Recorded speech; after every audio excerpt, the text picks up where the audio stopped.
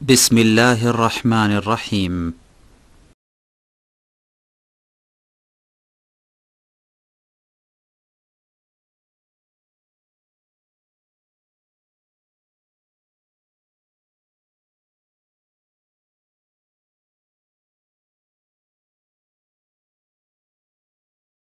أعوذ بالله من الشيطان الرجيم. بسم الله الرحمن الرحيم. يريدون أن يخرجوا من النار وما هم بخارجين منها ولهم عذاب مقيم. والسارق والسارقة فاقطعوا أيديهما جزاء بما كسبا نكالا من الله والله عزيز حكيم. فمن تاب من بعد ظلمه وأصلح فإن الله يتوب عليه إن الله غفور رحيم.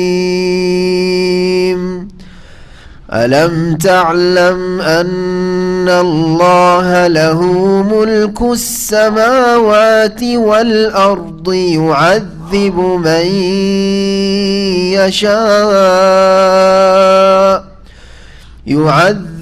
من يشاء ويغفر لمن يشاء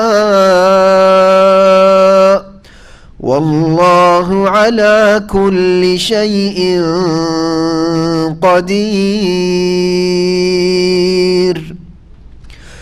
يا أيها الرسول لا يحزنك الذين يسارعون في الكفر من الذين قالوا آمنا بأفواههم ولم تؤمن قلوبهم ومن الذين هادوا سماعون للكذب سماعون لقوم آخرين لم يأتوك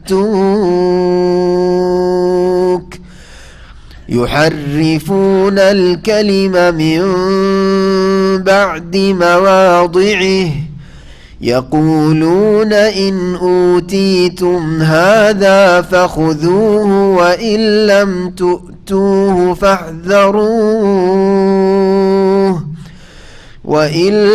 تؤتوه فاحذروه ومن يرد الله فتنته فلن تملك له من الله شيئا. أولئك الذين لم يرد الله أن يطهر قلوبهم لهم في الدنيا خزي ولهم في الآخرة عذاب عظيم. سماعون للكذب أكالون للسحت فإن جاءوك فاحكم بينهم أو أعرض عنهم وإن تعرض عنهم فلن يضروك شيئا وإن حكمت فاحكم بينهم بالقسط إن الله يحب المقسطين.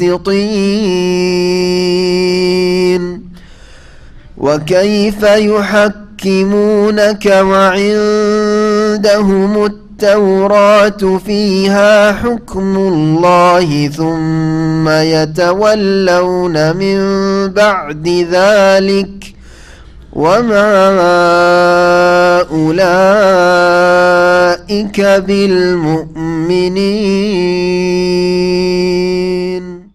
السلام عليكم ورحمة الله وبركاته. بسم الله الرحمن الرحيم. الحمد لله رب العالمين والصلاة والسلام على سيد المرسلين نبينا محمد وعلى آله وصحبه أجمعين. أما بعد فأعوذ بالله من الشيطان الرجيم. يريدون أن يخرجوا من النار وما هم بخارجين منها ولهم عذاب مقيم.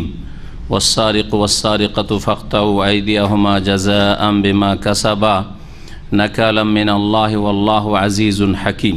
আল্লাহ পাক রব্বুল আলামিনের যাবতীয় প্রশংসা যে আল্লাহ পাক রব্বুল আলামিন মানুষকে সৃষ্টি করেছেন এবং তাদের বিশ্বাস এবং অবিশ্বাসের ভিত্তিতে দুই ভাগে ভাগ করেছেন।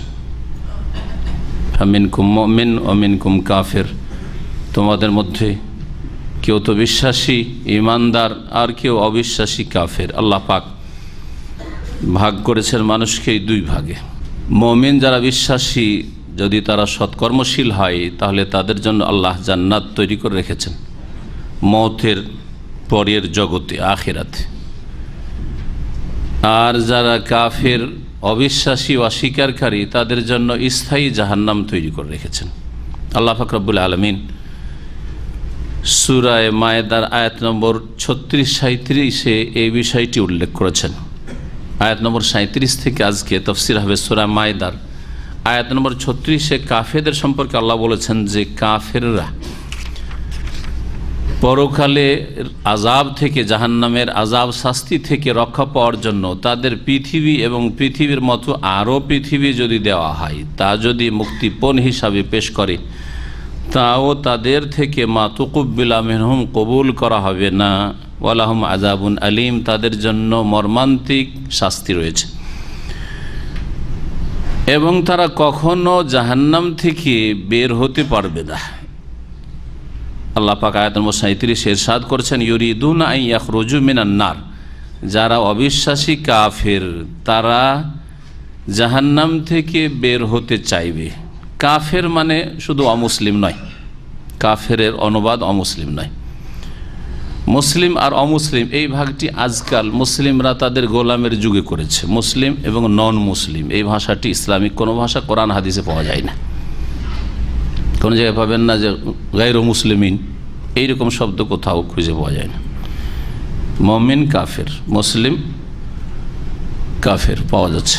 কাফের মানে হচ্ছে অবিশ্বাসী, সে আল্লাহ রাব্বুল আলামিনের অস্তিত্বকে অবিশ্বাস করুক। অমান্যকারী, অবিশ্বাসী, অমান্যকারী, অস্বীকারী, এগুলি হচ্ছে কাফের। কাফার এক ফর মানে অবিশ্বাস করা, অমান্য করা, অস্বীকার করা।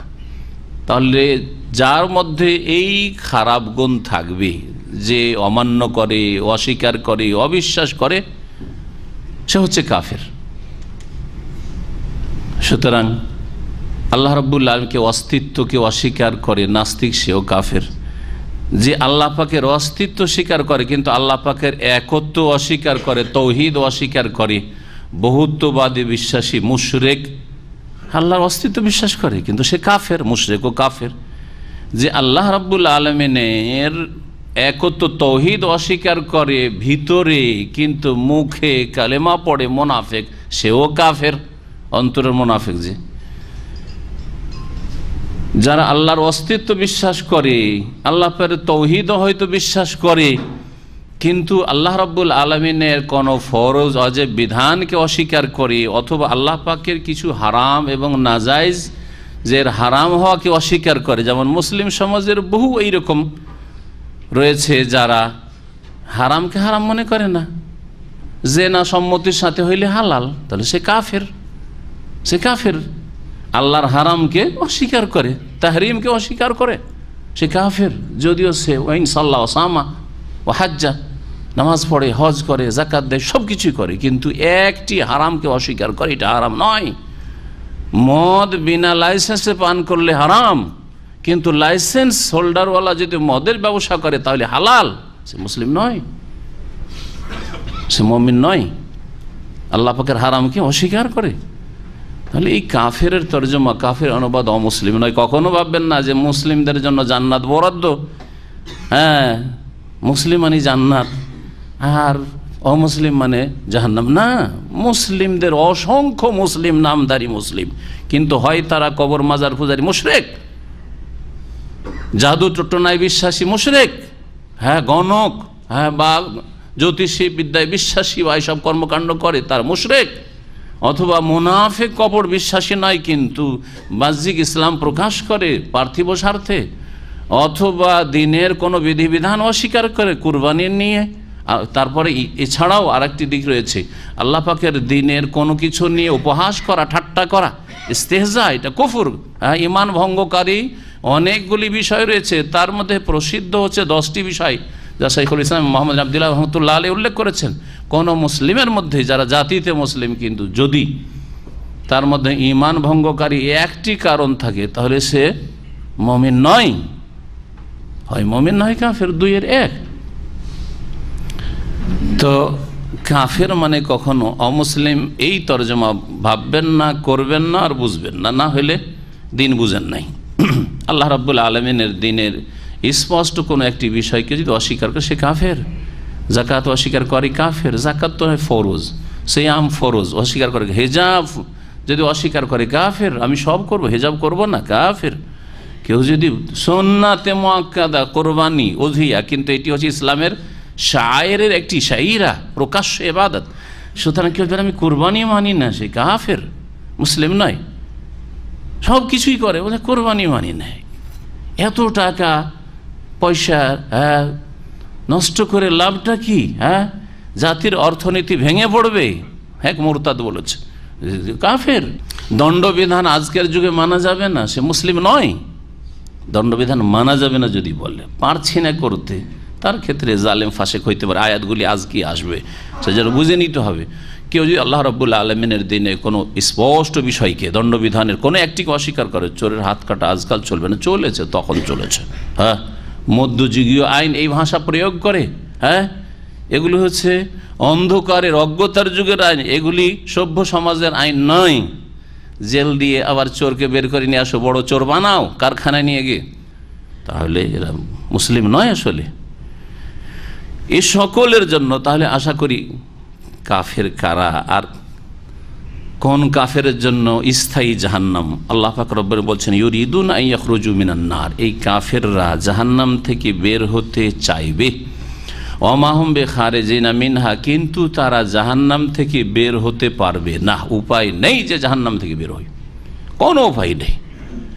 না দুনিয়ার সম্পদ তাদের কাছে থাকবে, আর দুনিয়ার সব সম্পদ, এইরকম বহু দুনিয়ার সম্পদ যদি তাদেরকে দিয়ে দেওয়া হয় তাও কবুল করা হবে না। আগের আয়াতে পড়লেন, যখন বের হবে না তারা জাহান্নাম থেকে বের হতে পারবে না, তো তাদের জন্য রয়েছে কি? ওয়ালাহুম আযাবুম মুকিম, তাদের স্থায়ী আযাব রয়েছে। মুকিম মানে হচ্ছে দায়ম, স্থায়ী জাহান্নাম রয়েছে। যারা কাফের তাদের জন্য স্থায়ী জাহান্নাম।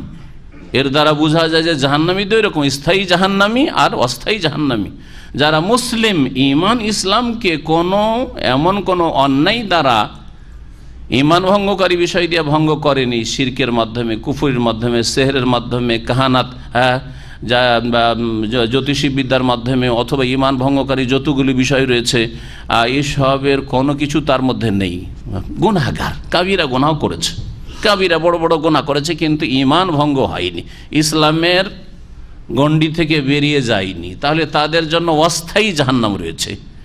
দীর্ঘকাল রয়েছে, না হয় অনেক কাল রয়েছে, কিছু কাল রয়েছে, না হয় আল্লাহর রহমতে সাজা শাস্তি ছিল, প্রথমেই বেরিয়ে গেছে, নাজাত পেয়ে গেছে, নবী সাল্লাল্লাহু আলাইহি ওয়াসাল্লামের শাফাআতি হয়তো জাহান্নামে যাওয়ার আগেই পার পেয়ে গেছে, না হলে জাহান্নামে গেছে, জাহান্নাম থেকে আল্লাহর রহমতে বা নবী মুহাম্মদ রাসূলুল্লাহ শাফাআতে উঠে এসছে। এ হচ্ছে অস্থায়ী জাহান্নামীদের অবস্থা।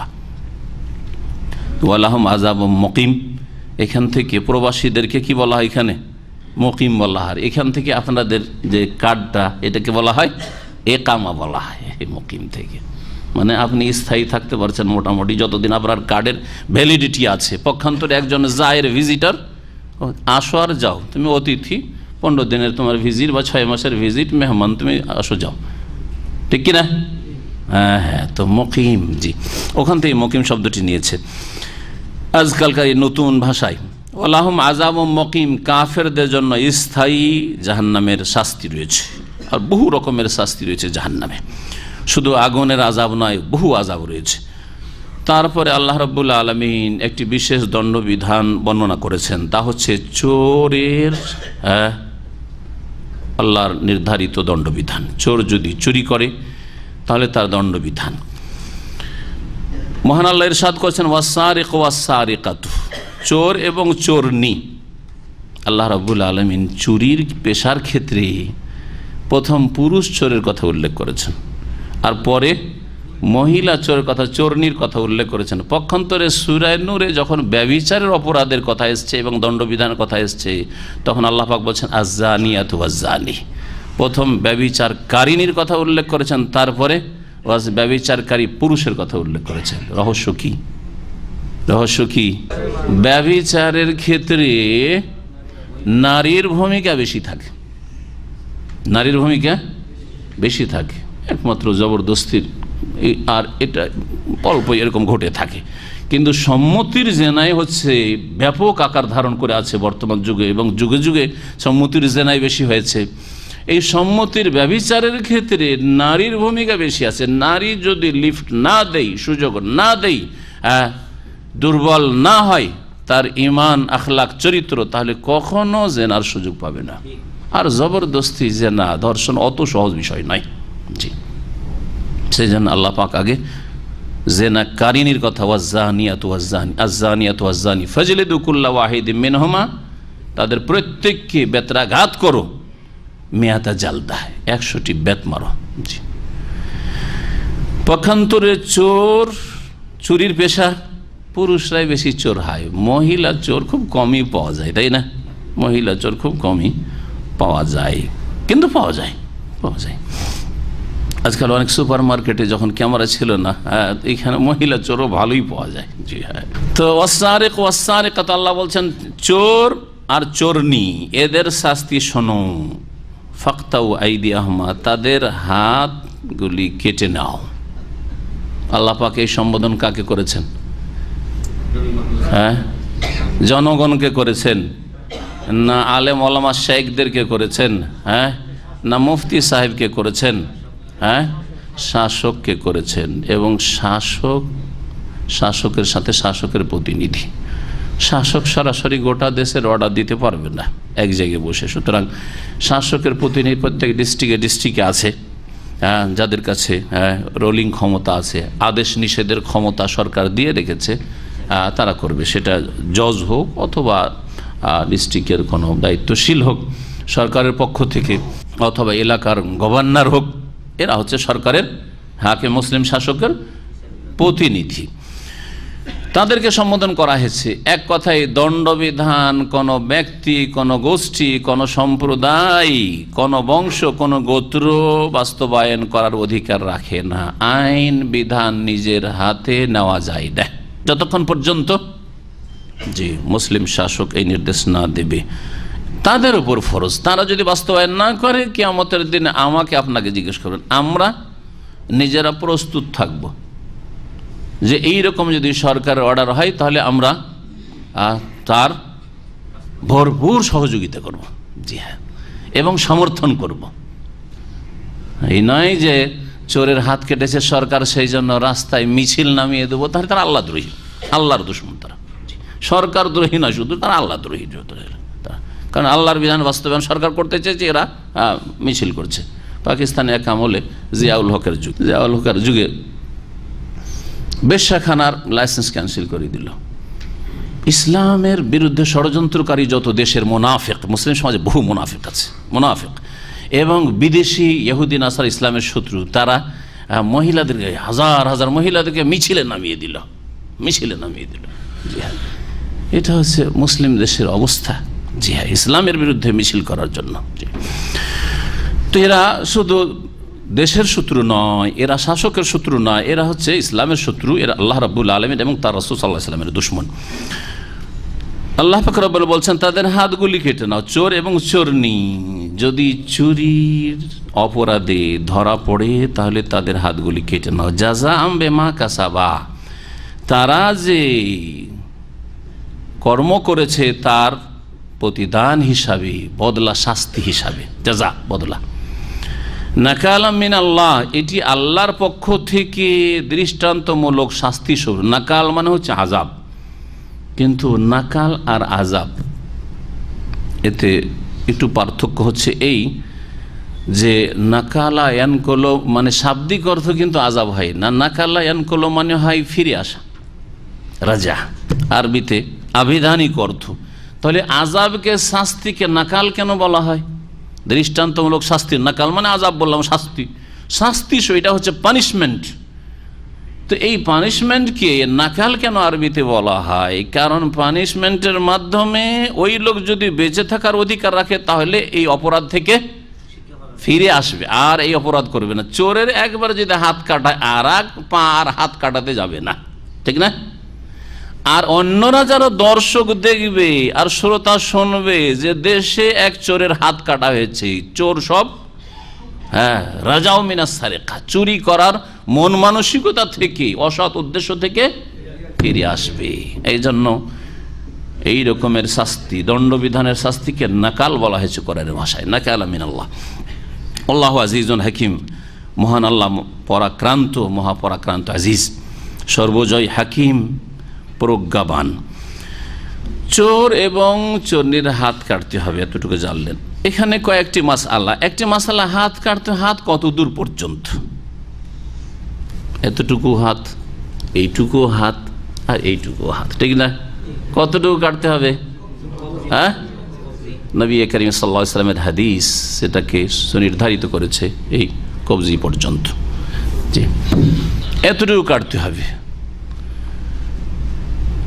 আর একটি মাসআলা, অল্প চুরি করলেও চোর হয় আর বেশি চুরি করলেও চোর হয়। হ্যাঁ, তাহলে কেউ যদি একটা রিয়াল চুরি করে তারও হাত কাটা যাবে? হ্যাঁ, 5টা 10টা রিয়াল চুরি করেছে তারও হাত কাটা যাবে? হ্যাঁ, 1 কেজি চাউল চুরি করেছে আর কেউ 5 মণ চাউল চুরি করেছে, সমান, সকলের হাত কাটবে। জাহেরি একটি মজহাব ছিল, জাহেরি মতে এটা, কম চুরি করুক আর বেশি চুরি করুক, তাদের মত যে চোর চোর, হাত কাটা যায়, অল্প হোক আর বেশি হোক। তাদের কাছে কোনো রকমের চুরির নেশাব নেই, সর্বনিম্ন পরিমাণ নেই। যেমন জাকাত এতটা পরিমাণ হইতে হবে তাহলে আপনার জাকাত ফরজ হবে, এরকমই চুরির একটা নেশাব রয়েছে, এটা নেশাব বলা হয়, নেশাবুস সারিকা। সর্বনিম্ন এতটা যদি চুরি করে তাহলে চোরের হাত কাটা হবে। জাহেরির এটা মানে না। নবী করিম সাল্লাল্লাহু আলাইহি ওয়াসাল্লামের একটি সহিহ হাদিস রয়েছে, লা তুকতাউ ইয়াদু সারিকিন ফি আকাল্লা, তুকতাউ ইয়াদু সারিকি ফি রুবুজ দিনারিন ফাসাইদান, তুকতাউ ইয়াদু সারিক ফি রুবু দিনারিন ফাসাইদান, চোরের হাত কাটা হবে 1 দিনারের 1/4 অংশ চুরি করলে অথবা তার ঊর্ধ্বে চুরি করলে। 4 আনা, 1 দিনারের 4 ভাগের 1 ভাগ, 4 আনা। স্বর্ণ মুদ্রার 4 আনা যদি চুরি করে, হ্যাঁ, বা তার বেশি, তাহলে চোর হাত কাটাবে। তার নিচে যদি 2 আনা 3 আনা চুরি করে তাহলে হাত কাটা যাবে না। দিরহামের ক্ষেত্রে এটা তো জানলাম, স্বর্ণ মুদ্রার ক্ষেত্রে, স্বর্ণ মুদ্রা মানুষ বুঝে না, ব্যবহার হয়নি, কিন্তু দিরহাম রৌপ্য মুদ্রা, রৌপ্য মুদ্রার ক্ষেত্রে নবী সাল্লাল্লাহু আলাইহি ওয়াসাল্লামের একটি হাদিস রয়েছে যে 3 দিরহামে হাত কাটা হবে, 3 দিরহাম। তাহলে 3 দিরহাম সমান, কিছু ফুকাহার মধ্যে 3 দিরহাম সমান হচ্ছে 1/4, 4 ভাগের 1 ভাগ, 1 সিকি দিনার, 1 সিকি দিনার। আর কেউ কেউ বলেছেন না, রেট তো কম বেশি হতে পারে, স্বর্ণ চাঁদের রেটে কম বেশি হয় না, হয়তো চাঁদের রেট একই জায়গায় স্থির আছে আর স্বর্ণের রেট অনেক বেড়ে গেছে, কমে গেছে, কম হতে পারে, বেশি হতে পারে।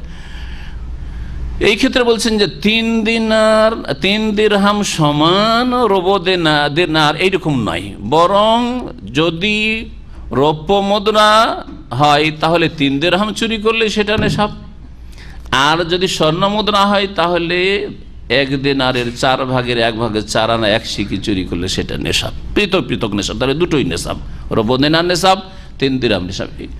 এই দুটি মত মোটামুটি শক্তিশালী। আর একটি মত হচ্ছে যে 10 দিরহাম, অনেক পার্থক্য হয়ে গেল।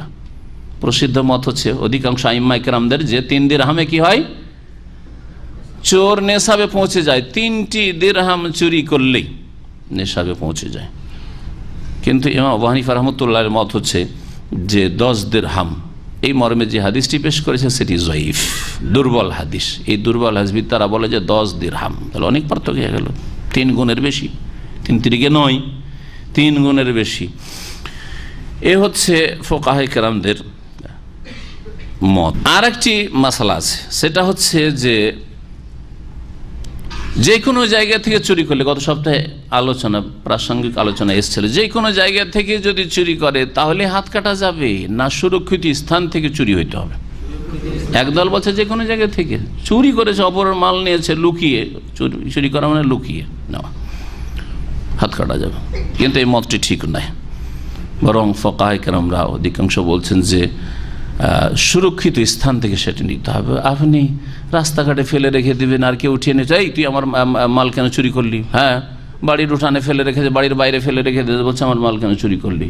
বেঁধে রাখেননি, ছেড়ে দিয়েছেন, আর কেউ মাঠ থেকে নিয়ে গেছে, বলছেন কেন চুরি করলি? না, চলবে না, আপনাকে সুরক্ষিত করে রাখতে হবে। বাইরে যদি থাকে তো সেখানে আপনাকে সিকিউরিটি নিযুক্ত করে পাহারা দিতে হবে, আর না হলে নিজের বাড়িতে ঘরে রাখতে হবে, ঘর থেকে চুরি হয়েছে, জি, সুরক্ষিত স্থান থেকে। হিরজ, এই মাসালাগুলি জেনে নেওয়ার পরে মনে রাখবেন যে চোরের শাস্তি আল্লাহ রাব্বুল আলামিনের পক্ষ থেকে হচ্ছে হাত কেটে দেওয়া। ফামান তাবা মিন বাদি যুলমিহি, আচ্ছা কেউ যদি তওবা করে, আর কোন চুরি বা তওবা করবে না? ধরা পড়েছে, ধরা পড়ার পরে হাত বাঁচাবার জন্য তওবা করবে না, যে আর জীবনে চুরি করবো না, আমি তওবা করছি, মাফ করে দেন, তাহলে কি হাত কাটা স্থগিত হয়ে যাবে? না, দণ্ডবিধান তওবার কারণে স্থগিত হবে না, দণ্ডবিধান কায়েম হয়ে যাবে। যখন শাসকের কাছে পৌঁছে গেছে, আপনার বাড়ি থেকে চুরি করেছে, আপনি যদি লুকিয়ে রেখে দেন, যাক আমি এখান থেকে ক্ষমা করে দিলাম, হ্যাঁ, সরকারকে জানাবো না, তাহলে মাফ, তাহলে অসুবিধা নেই।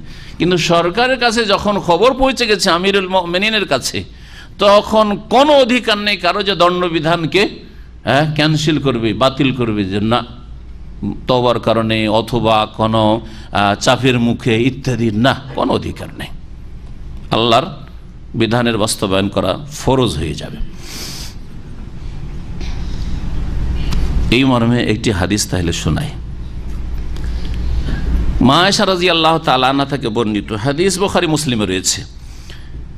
কুরাইশ বংশের একটি গোত্র, বড় বংশ, তার একটা গোত্র ছিল মখজুম, বনু মখজুম গোত্র। এই মখজুম গোত্রের এক মহিলা ছিল যার নাম ছিল ফাতেমা।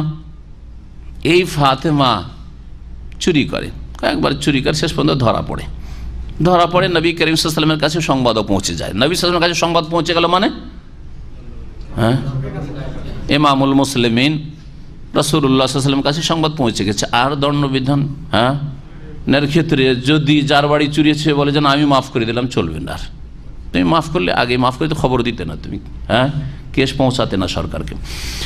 বলছে আন্না কুরাইশান আহাম্মাহুম শানুল মারআ আল্লাতী সারাকাত, কুরাইশরা চিন্তিত হয়ে পড়ল, হ্যাঁ, বিচলিত হয়ে পড়ল সেই মহিলার বিষয়ে যে চুরি করেছিল, কারণ নিজের বংশের, আরে মান সম্মানের ব্যাপার। চিন্তা করুন, আজকের যুগে, আজকে এই চারিত্রিক অবনতির যুগে যদি কোনো বংশের চোর ধরা পড়ে তো ওই বংশ মুখ দেখাবে কোথায়, তাই না? বড় একটা প্রশ্ন মান সম্মানের সেই যুগে। জি, আর তাও কুরাইশ বংশ, যাদের মান সম্মান আরবের মধ্যে নাম্বার 1, আর সেই বংশের মহিলা চুরি করেছে। জি, তাহলে আল্লাহ রাব্বুল আলামিনের হিকমতে ভালো বংশেও খারাপ জন্মিতে পারে, হ্যাঁ, যদি মহিলা পরে তওবা করে দিনদার পরেজগার হয়ে গেছে হাদিসের। আর গোবরে আবার পদ্ম ফুল বেরোতে পারে, বুঝেন তো এটা? না, খারাপ বংশ, গোটা বংশ খারাপ, মানে সেখানে কোনো আলিমই পয়দা হবে না, সেখানে কোনো ভালো মানুষ আল্লাহ ভীরু পয়দা হবে না, এমন কথা নয়। আর বাস্তব সত্য এটা দেখেছি। ইউরোপ, আমেরিকা, কানাডার ছেলেরা আর অস্ট্রেলিয়ার ছেলেরা মদিনা ইউনিভার্সিটিতে আমাদের সাথে লেখাপড়া করতো, দেখতাম ফজরের নামাজে গিয়ে যে প্রথম কাতারে তারে, আর না হলে আফ্রিকান প্রথম কাতারে, ইন্ডিয়ান, বাংলাদেশি, পাকিস্তানি ও পিছনে কোথাও আছে, আর না হলে ঘরে মাসাতেই, হ্যাঁ, জি হ্যাঁ, যারা আল্লাহর নিয়ামত পেয়েছে, মুসলিম সমাজে বসবাস করার সুযোগ পেয়েছে, তারা পেছনে। কিন্তু যারা গোবর থেকে পদ্ম ফুল হয়ে এসছে তারা আগের কাতারে ফজরে মজুদ আছে, বাস্তব সত্য। দামামেরই একজন স্কলার পশ্চিমা দেশে দীর্ঘদিন ছিলেন, তো তার হাতে এক খ্রিস্টান মুসলিম হয়, মুসলিম হলে তাকে নামাজ শিখায়, 5 ওয়াক্ত নামাজ, নামাজ ফজর টাইমে শিখায়, ফজর নামাজে গিয়ে মসজিদে হাজির, কেউ আসে না, কেউ আসে না, একাই বসে থাকতে থাকতে থাকতে সূর্য উঠে যাওয়ার অবস্থা, ও টাইমও জানে। যখন দীর্ঘ সময় হয়ে গেছে তখন যার হাতে সে ইসলাম গ্রহণ করেছে তাকে টেলিফোন করছে যে শেখ, আমি তো এখানে সালাত আদায় করার জন্য এসেছি, কিন্তু কোনো মুসল্লি নাই, কোনো নামাজি নেই, এলাকায় তো অনেক মুসলিম বাস করে। ও তখন প্রশ্ন জেগেছে যে যারা বাই বার্থ মুসলিম, জন্মসূত্রে মুসলিম, ওদের মনে হয় আল্লাহ ছাড় দিয়েছেন, ওদের নামাজ টামাজ নেই। হ্যাঁ, আর আমি যেহেতু নিউ মুসলিম ধরা খেয়েছি, সেই জন্য আমাকে নামাজ পড়তে হবে ফজর। তো মাসলা জিজ্ঞেস করছে ও যে আমাদের, আমি তো জানি না বলছি, কিন্তু সে জানে না বেচারা, বলছে যে শেখ এই নামাজটা অনলি ফর নিউ মুসলিম? হ্যাঁ, শুধু নিউ মুসলিমের জন্য নাকি? কেন কেন কেন? ও শেখ জিজ্ঞেস করছে, বুঝছে আমি তো আর কাউকে দেখছি না, অনলি নিউ মুসলিম আমি, আর মসজিদে আমি, আর এখানে আশেপাশে অনেক মুসলিম আছে, কেউ তো মসজিদে আসে না, সূর্য উঠতে যাচ্ছে। ইন্না লিল্লাহি ওয়া ইন্না ইলাইহি রাজিউন। আজকের মুসলিম কেন লাঞ্ছিত, আর কেন মজলুম, আর কেন তাদের ওপর বাতিল শক্তিকে চাপিয়ে দেওয়া হয়েছে, তার কারণ নিজেই খুঁজেন। জি, ফাবিমা কাসাবাত আইদুকুম, তোমাদের কৃতকর্মের কারণে, তোমাদের পাপাচারের কারণে। তো নবী সাল্লাল্লাহু আলাইহি সাল্লামের জামানার ঘটনা, ফি গাজওয়াতিল ফাতহ, আর সেটা ছিল মক্কা বিজয়ের সময়। ফাকালু মান ইউকাল্লিম ফিহা রাসূলুল্লাহ সাল্লাল্লাহু আলাইহি ওয়াসাল্লাম, কিছু সুপারিশ করা যাক, নবীরও বংশ, আমাদেরও বংশ, মান সম্মানের ব্যাপার, নবীর কাছে সুপারিশ করা যাক। সুপারিশ করতে কে সাহস করবে, আর কার সুপারিশ কবুল হবে, কাকে বেশি ভালোবাসে রাসূলুল্লাহ সাল্লাল্লাহু আলাইহি ওয়াসাল্লাম? এই কল্পনা জল্পনা করে বলো, ওমাইয়াজতারি আলাইহি ইল্লা ওসামা ইবনে যায়েদ হিব্বু রাসূলিল্লাহ সাল্লাল্লাহু আলাইহি ওয়াসাল্লাম, এই সাহস করে কেউ সুপারিশ করবে আর তার সুপারিশ গ্রহণযোগ্য হবে আশা করা যায় না। একমাত্র এক ছেলে আছে, এক যুবক আছে, সে হচ্ছে ওসামা বিন যায়েদ। রাসূলুল্লাহ সাল্লাল্লাহু আলাইহি ওয়াসাল্লামের পালক পুত্র যে যায়েদ ইবনে হারেসা ছিলেন, ইসলাম এর আগে তিনি পালক পুত্র নিয়েছিলেন, ইসলাম আসার পরে সেটা বাতিল ঘোষণা করে, পালক পুত্র বলে ইসলামী কিছু নেই। জি হ্যাঁ, পালক পুত্র বলে ইসলামী কিছু নেই। আপনি যদি রাখেও না, আপনার জমি জায়গায় সে ভাগ পাবে না, আপনি তার জন্য ওসিয়ত করতে পারেন। আপনার হয়তো সংসারের কাজে ছেলে মেয়ে নেই, সেই জন্য রেখেছেন কাউকে, আপনার ভাতিজাকে অথবা আপনার ভাগনাকে বা কোনো একজন ছেলেকে রাখতে পারেন, তাকে ওসিয়ত করতে পারেন, কিন্তু তাকে আপনি জমি জায়গার ভাগ দেবেন এইটা নেই, অথবা সব জমি জায়গায় দিয়ে দেবেন, তাও অধিকার নেই আপনার। জি, ওসিয়তের ক্ষেত্রে 1/3 1/3 বেশি ওসিয়ত করা যায় না। তো যাই হোক, ইসলাম আসার পরে ইত্তাবান্নি, জি, পালক পুত্র এর বিধান যেটা জাহিলিয়াতের যুগে চলে আসছিল সেটাকে রহিত করে দেওয়া হয়েছে। তার ছেলে এই যায়েদ বিন হারেসার ছেলে ওসামা, রাসূলুল্লাহ সাল্লাল্লাহু আলাইহি ওয়াসাল্লাম যেমন হাসান হোসেনকে ভালোবাসতেন, ওসামাকেও খুব ভালোবাসতেন, খুব ভালোবাসতেন, খুব প্রিয় ছেলে ছিল। তা না হলে যে ওসামাকে তো সবসময় আদর স্নেহ করেন রাসূলুল্লাহ সাল্লাল্লাহু আলাইহি ওয়াসাল্লাম, ওসামাকে পারে, আর ওসামা সাহসী ছেলে, আবার সাহসও তো লাগে কথা বলার জন্য, সবাই তার কথা বলতে পারে না, ঠিক না? তো বলছেন যে আতা বিহা রাসূলুল্লাহ সাল্লাল্লাহু আলাইহি ওয়াসাল্লাম ফাকাল্লামাহু ফিহা, ওই মহিলা বিষয়টিকে নিয়ে বা মহিলাকে নিয়ে আসলো রাসূলুল্লাহ সাল্লাল্লাহু আলাইহি ওয়াসাল্লাম কাছে, পাঠাইলো আর কি, কুরাইশরা, যে যাও তুমি কথা বলো নবী সাল্লাল্লাহু আলাইহি ওয়াসাল্লাম, যে আমাদের মহিলা, যদি পুরুষ হয়তো আমরা কিছু বলতাম না, মহিলা আর আমাদের বংশের, তো এর হাত কাটাটা স্থগিত রাখা হোক, ক্ষমা করে দেওয়া হোক। ফাকাল্লামাহু ফিহা Osama bin Zayed, Osama bin Zayed এই বিষয়ে কথা বললেন। ফাতাওয়ানা ওয়াজহু রাসূলিল্লাহ সাল্লাল্লাহু আলাইহি ওয়াসাল্লাম ফাকা, রাসূলুল্লাহ সাল্লাল্লাহু আলাইহি ওয়াসাল্লামের মোবারক চেহারার রং পরিবর্তন হয়ে গেল, রাগে রাগে চেহারা লাল হয়ে গেছে। চেহারা পরিবর্তন কখন হয়? মানুষ যখন চরম রেগে যান। নবী সাল্লাল্লাহু আলাইহি ওয়াসাল্লাম ব্যক্তি জীবনের কোনো ক্ষেত্রে রাগ করতেন না, একমাত্র আল্লাহর দিনের কোনো কিছু যদি বিনষ্ট করা হইতো তাহলে তাতে রাগান্বিত হইতেন। এটা আল্লাহর দিন, আল্লাহর হুদুদ, আল্লাহর দণ্ডবিধান হচ্ছে আল্লাহর দিন, যে আল্লাহ ফরজ করেছেন। 5 ওয়াক্ত সালাতের মতো যেমন শাসকের 5 ওয়াক্ত সালাত ফরজ, তেমন দণ্ডবিধান কায়েম করা ফরজ।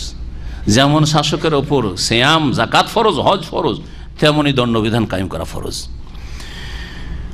রাসূলুল্লাহ সাল্লাল্লাহু আলাইহি ওয়াসাল্লাম রাগান্বিত হয়ে বলে, আতাশফা ফি হাদ্দিন মিন হুদুদিল্লাহ আযজা ওয়া জাল, আরে আল্লাহ রাব্বুল আলামিনের দণ্ডবিধানে তোমরা সুপারিশ করতে করছো? ফাকাল্লাহু ওসামা, ওসামা ভয় পেয়ে গেছেন, বলছেন ইস্তাগফিরলি ইয়া রাসূলুল্লাহ, আমার জন্য আল্লাহর কাছে ক্ষমা চান, আমি অপরাধ করেছি, অন্যায় কাজ করেছি। ভুল করেছি, আমার জন্য আল্লাহর কাছে ক্ষমা চান, আপনি ইস্তেগফার করেন। ফালাম্মা কানাল আশি, বৈকাল যখন হইল, কামা রাসূলুল্লাহ সাল্লাল্লাহু আলাইহি, সকালবেলার তাহলে ঘটনা এটি ছিল। সাধারণত আলাপ আলোচনা দিনের বৈকালে, ধরেন আসর পরে, মাগরিব পরে, এশা পরে, এগুলি হচ্ছে সময়। তো রাসূলুল্লাহ সাল্লাল্লাহু আলাইহি ওয়াসাল্লাম বৈকালবেলা খুতবা দিলেন, বক্তব্য করলেন। খুতবা দিলেন, খুতবা মানে বক্তব্য, ঠিক না? তো বক্তব্য জাতির ভাষায় হইতে হবে না আরবি ভাষায় মন্ত্র পাঠ হইতে হবে? জাতির ভাষায়। খুতবা মানে খেতাব, অ্যাড্রেস করা, সম্বোধন করা। সুতরাং এই যে জুমার খুতবা আর ঈদের খুতবা, ভারত, বাংলাদেশ, পাকিস্তানে হানাফি ভাইদের, দেওবন্দি, বেরেলভিদের যে আরবি ভাষার মন্ত্র, তা দিয়ে জাতিকে অজ্ঞ রাখা হচ্ছে, জাতিকে দিন থেকে অজ্ঞ রাখা হচ্ছে। এর জবাব কিয়ামতের দিন দেবে এই আলেম সমাজ। রাসূলুল্লাহ সাল্লাল্লাহু আলাইহি ওয়াসাল্লাম আল্লাহ পাকে প্রশংসা করলেন, আর সুন্নতি খুতবা আল্লাহ পাকে প্রশংসা শুরুতে ফাসনা আর আল্লাহ বিমা আহলু, যতটুকু উচিত। সুম্মা কাল, তারপর আম্মা বাদ, ফাইন্নামা আহলাকাল্লাযিনা মিন ক্বাবলিকুম, বা আহলাকাল্লাযিনা মান ক্বাবলাকুম, তোমাদের পূর্বে যারা ছিল তাদেরকে আল্লাহ ধ্বংস করেছেন। কিসে ধ্বংস করেছেন? আন্নাহুম কানু ইযা সারাকা ফীহিমুশ শরীফু তারাকু, তাদের মধ্যে কোনো শরীফ মানুষ, ভদ্র মানুষ, সম্ভ্রান্ত পরিবারের কেউ যদি চুরি করত তাহলে তাকে ছেড়ে দিত, যে ছেড়ে দিতে হবে। ওয়াইজা সারাকা ফীহিমুদ দাঈফ, আর কোন দুর্বল, অসহায়, দুর্গত, গরিব, দুঃখী যদি চুরি করত, আকামু আলাইহিল হাদ্দা, তখন ইহুদি নাসারারা তার উপর কি করত? দণ্ডবিধান কায়েম করে দিত। তোমাদের পূর্বের লোকেরা মানে ইহুদি খ্রিস্টান, আহলে কিতাবরা এরকমই করত। জি, মুখ দেখে, চেহারা দেখে দণ্ডবিধান কায়েম করা। জি হ্যাঁ, এই চরিত্র মুসলিম সমাজের বিচার চালিশে রয়েছে। তো আমাদের দেশের সামাজিক বিচারগুলিতে যদি সম্ভ্রান্ত পরিবারের হয়তো কে বিচার করে, আর করলে তাদের ফেভারে আগে থেকে সিদ্ধান্ত আসে, বিচারটা তাদের ফেভারে করতে হবে। এটা হচ্ছে ইহুদি খ্রিস্টানদের চরিত্র। তাদেরকে আল্লাহ ধ্বংস করেছেন, এই সামাজিক বিচারকারীদেরকে আল্লাহ ধ্বংস করবেন। ভালো করে শুনে রাখেন, এইরকম বিচারে না, অবিচার করবেন না। যদি ন্যায় বিচার না করতে পারেন, ঘরে বসে থাকবেন, সেটা আপনার ঈমান আমলের জন্য আর জাহান্নাম থেকে বাঁচার জন্য সুরক্ষা। ওয়া ইন্নী ওয়াল্লাযী নাফসি বিয়াদিহি, আর আমি সেই আল্লাহর কসম করে বলছি যার হাতে আমার প্রাণ রয়েছে, লাউ আন্না ফাতেমাতা বিনতা মুহাম্মাদিন সারাকাত লাকাতাতু ইয়াদাহা। শুনে রাখো, এ তো ফাতেমা মাখজুম গোত্রের কথা বলছো। মুহাম্মাদের মেয়ে ফাতেমাও যদি চুরি করত, আমার মেয়ে ফাতেমা যদি চুরি করত, কত প্রিয়তম মেয়ে, তাহলে সেই ক্ষেত্রেও আমি লাকাতাতু ইয়াদাহা, অবশ্যই তার হাত কাটতাম, অবশ্যই তার হাত কাটতাম। সুম্মা আমার বেতিলকাল মারআতি আল্লাতী সারাকাত, ওই মহিলা ফাতেমা যে চুরি করেছিল, ফাকুতিয়াত ইয়াদুহা, তার হাত কেটে দেওয়া হয়েছিল। কালাত আয়েশা, মা আয়েশা রাদিয়াল্লাহু তাআলা বলছেন, ফাহাসনাত তাওবাতুহা বাদ, ওই মহিলা ওই এক হাত কাটাতেই সংশোধন হয়ে গেছিল এবং সুন্দর তওবা করেছিল। ওয়া তাজাওয়াজাত, এবং সে বিবাহিতাও পরে হয়েছিল। ওয়া কানাত তাতি বাদা যালিক, আর তারপরে ভালো চরিত্রবতী হয়ে যাওয়ার পরে, ভালো হয়ে যাওয়ার পরে আমার কাছে মাঝে মধ্যেই আসতো রাসূলুল্লাহ সাল্লাল্লাহু আলাইহি ওয়াসাল্লামকে কিছু বলার জন্য বা কোনো প্রয়োজনের জন্য। ফারফাউ হাজাতাহা ইলা রাসূলিল্লাহ সাল্লাল্লাহু আলাইহি ওয়াসাল্লাম, তখন তার প্রয়োজন আমি রাসূলুল্লাহ সাল্লাল্লাহু আলাইহি ওয়াসাল্লামের কাছে পেশ করতাম যে এই ফাতেমা কোনো কাজে এসছে, কোনো প্রয়োজনে এসছে, কোনো অভাবের কারণে এসছে, তাকে দেওয়া হোক বা কিছু, এই সুপারিশও করতাম। তাহলে বোঝা গেল, কেউ যদি বড় অপরাধও করে, অপরাধ করে সংশোধন হয়ে যায়, তাহলে তার সম্পর্কে আমাদের কোনো বিদ্বেষ থাকবে না, শত্রুতা থাকবে না, এবং তার সাথে কোনো রকমের ঘৃণাও থাকবে না যে তুই তো চোর ছিলি। কিন্তু আজকালকার মুসলিম জাহেল সমাজ জানেন, নামাজ ধরলে আর এক বিপদ আছে, এইরকম বিপদে অনেকে পড়ে আছে। অনেক বাটমারি করেছে, চুরি করেছে, আর অনেক বলু ফিল্ম দিয়েছে, কত খারাপ কাজ করেছে, তওবা করে নিয়েছে, নামাজ ধরেছে, ইসলাম সেন্টার আসছে। কি তুই বেশি মুসল্লি হয়ে গেছিস? কি ছিলি তুই? কি ছিলি? আউযুবিল্লাহ, কত খারাপ চরিত্র, চিন্তা করতে পেরেছেন আপনি? আরে ভাই, আমি ছিলাম তো কি হইলো? আমি ছিলাম তো কি হইলো? সাহাবায়ে কেরাম সকলে কাফের মুশরিক ছিলেন, সকলে কুফরি থেকে ইসলাম কবুল করেছেন, আর সকলে ইসলাম বিরোধী ছিলেন। রাসূলুল্লাহ সাল্লাল্লাহু আলাইহি ওয়াসাল্লামের কাছে প্রথম দিনে, দ্বিতীয় দিনে, তৃতীয় দিনে অল্প লোক ইসলাম কবুল করেছেন, বাকি তো ধীরে ধীরে বেশ কিছুদিন দুশমনি করার পরে তখন হক বুঝতে পেরেছেন। কোনো সাহাবী তো তিরস্কার করেননি যে তুই এই করেছিস, সেই করেছিস, খালিদ বিন ওয়ালিদ তুমি এই কাজ করেছো, আবু সুফিয়ান তুমি এই কাজ করেছো, হিন্দা তুমি এই কাজ করেছো, ওমর তুমি এই কাজ করেছো, কত কেউ বলেনি? এরা চরিত্রহীন, নিজেরা চরিত্রহীন, তাদের দল বাড়াতে চায়। দেখছি যে আরে ইও বেনামাজি ছিল, নামাজি হয়ে গেল, তা আমাদের তো মুশকিল এখন। হ্যাঁ, সেই জন্য একে কোন রকম তিরস্কার করে যদি আমাদের ধর্মে ফিরিয়ে নিতে পারি, আমরা একা কেন জাহান্নামে যাব, একেও যদি নিয়ে যেতে পারি। এরা হচ্ছে মানুষরূপী শয়তান। জি, মানুষরূপী শয়তান এরা। অধিকাংশ লোক আমার কাছে এসে অভিযোগ করে যে শেখ, হ্যাঁ দাঁড়িয়ে রেখেও বিপদ, কথা শুনতে হচ্ছে। হ্যাঁ, আর ইসলামিক সেন্টারে এসব বিপদ, কথা শুনতে হচ্ছে। আল্লাহ এই জন্যই তো সূরা আসরে বলেছেন ওয়াতাওয়াসাউ বিস-সবরে। হ্যাঁ, ঈমান যথেষ্ট নয়, শুধু আমল যথেষ্ট নয়, তারপরে কি করতে হবে? হ্যাঁ, দাওয়াত দিতে হবে, তাও যথেষ্ট না। ওয়াতাওয়াসাউ বিস-সবরে, 4 নম্বরে ধৈর্য ধরতে হবে এখন।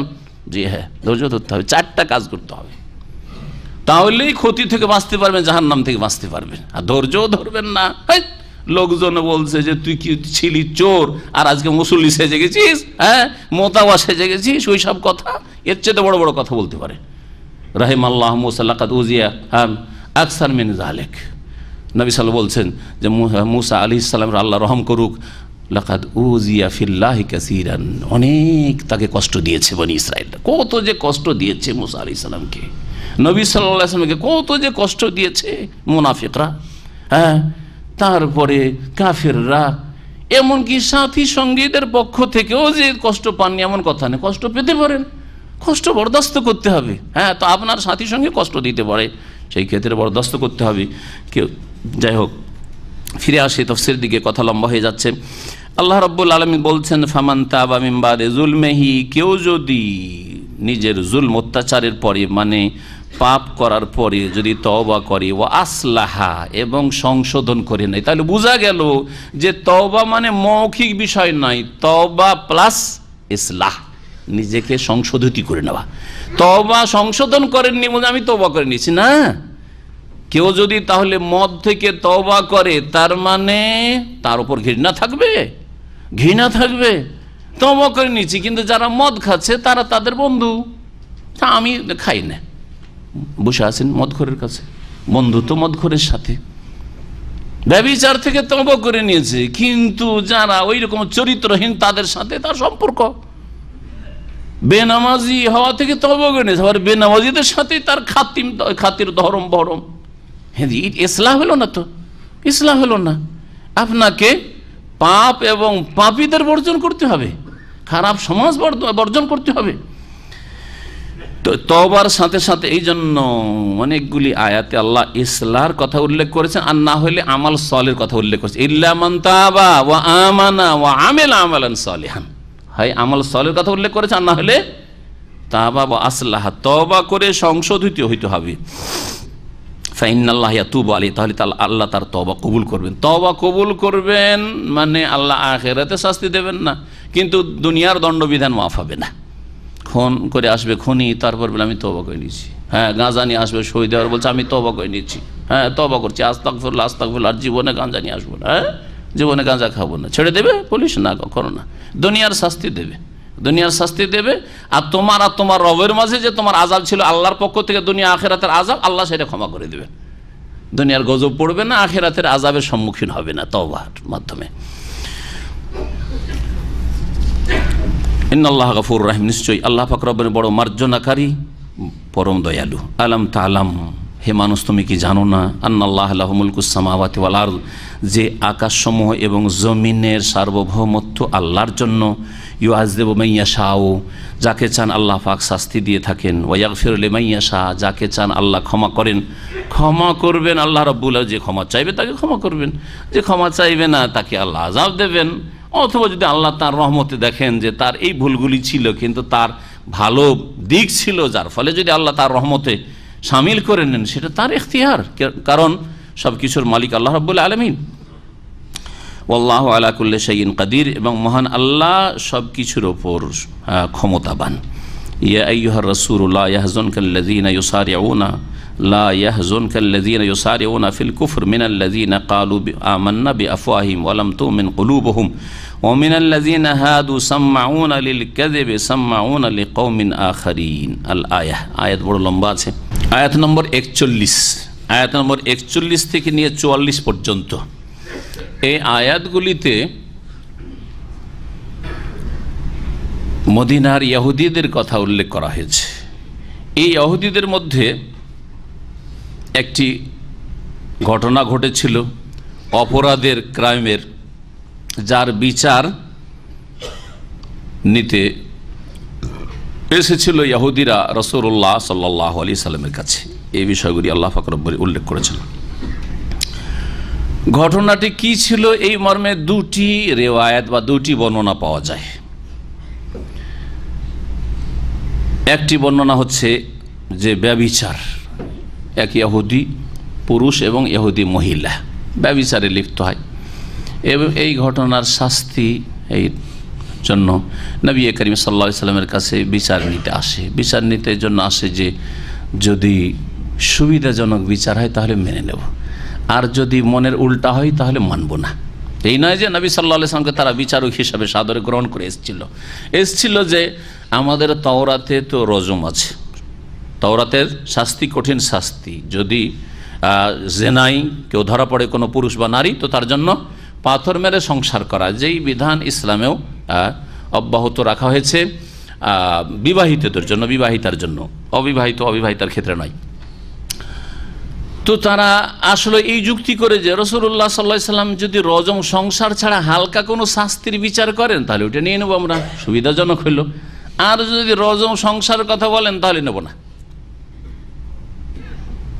এই একটি ঘটনা বর্ণনা করা হয়েছে। আল্লাহ রাব্বুল আলামিন নবী সাল্লাল্লাহু আলাইহি সাল্লামকে জানিয়ে দিচ্ছেন এই বিষয়ে যে তোমাকে কি করতে হবে। আয়াতগুলো যখন আসবে তখন আল্লাহ পাক কি বলেছেন দিক নির্দেশনা নবী সাল্লাল্লাহু আলাইহি সাল্লামকে জানবেন। আর একটি ঘটনা উল্লেখ করা হয়েছে যে ইহুদিদের দুটো বংশ ছিল, তিনটে বংশের মধ্যে দুটো বংশের কথা এখানে উল্লেখ করা হয়েছে এই ঘটনায়। তিনটি বংশ, একটা কাইনুকা, একটা নাজির, আর একটা হচ্ছে কোরাইজা। কোরাইজা বংশ আর নাজির বংশ, এই বানু নাজির এরা বেশি সম্ভ্রান্ত নিজেদেরকে মনে করত, এরা বেশি শক্তিশালী ছিল, এরা সামাজিক দিক থেকে এদের প্রভাব বেশি ছিল। আর বানু কোরাইজা তুলনামূলক তাদের চাইতে নিচু মানের ছিল বংশ। তো এদের মধ্যে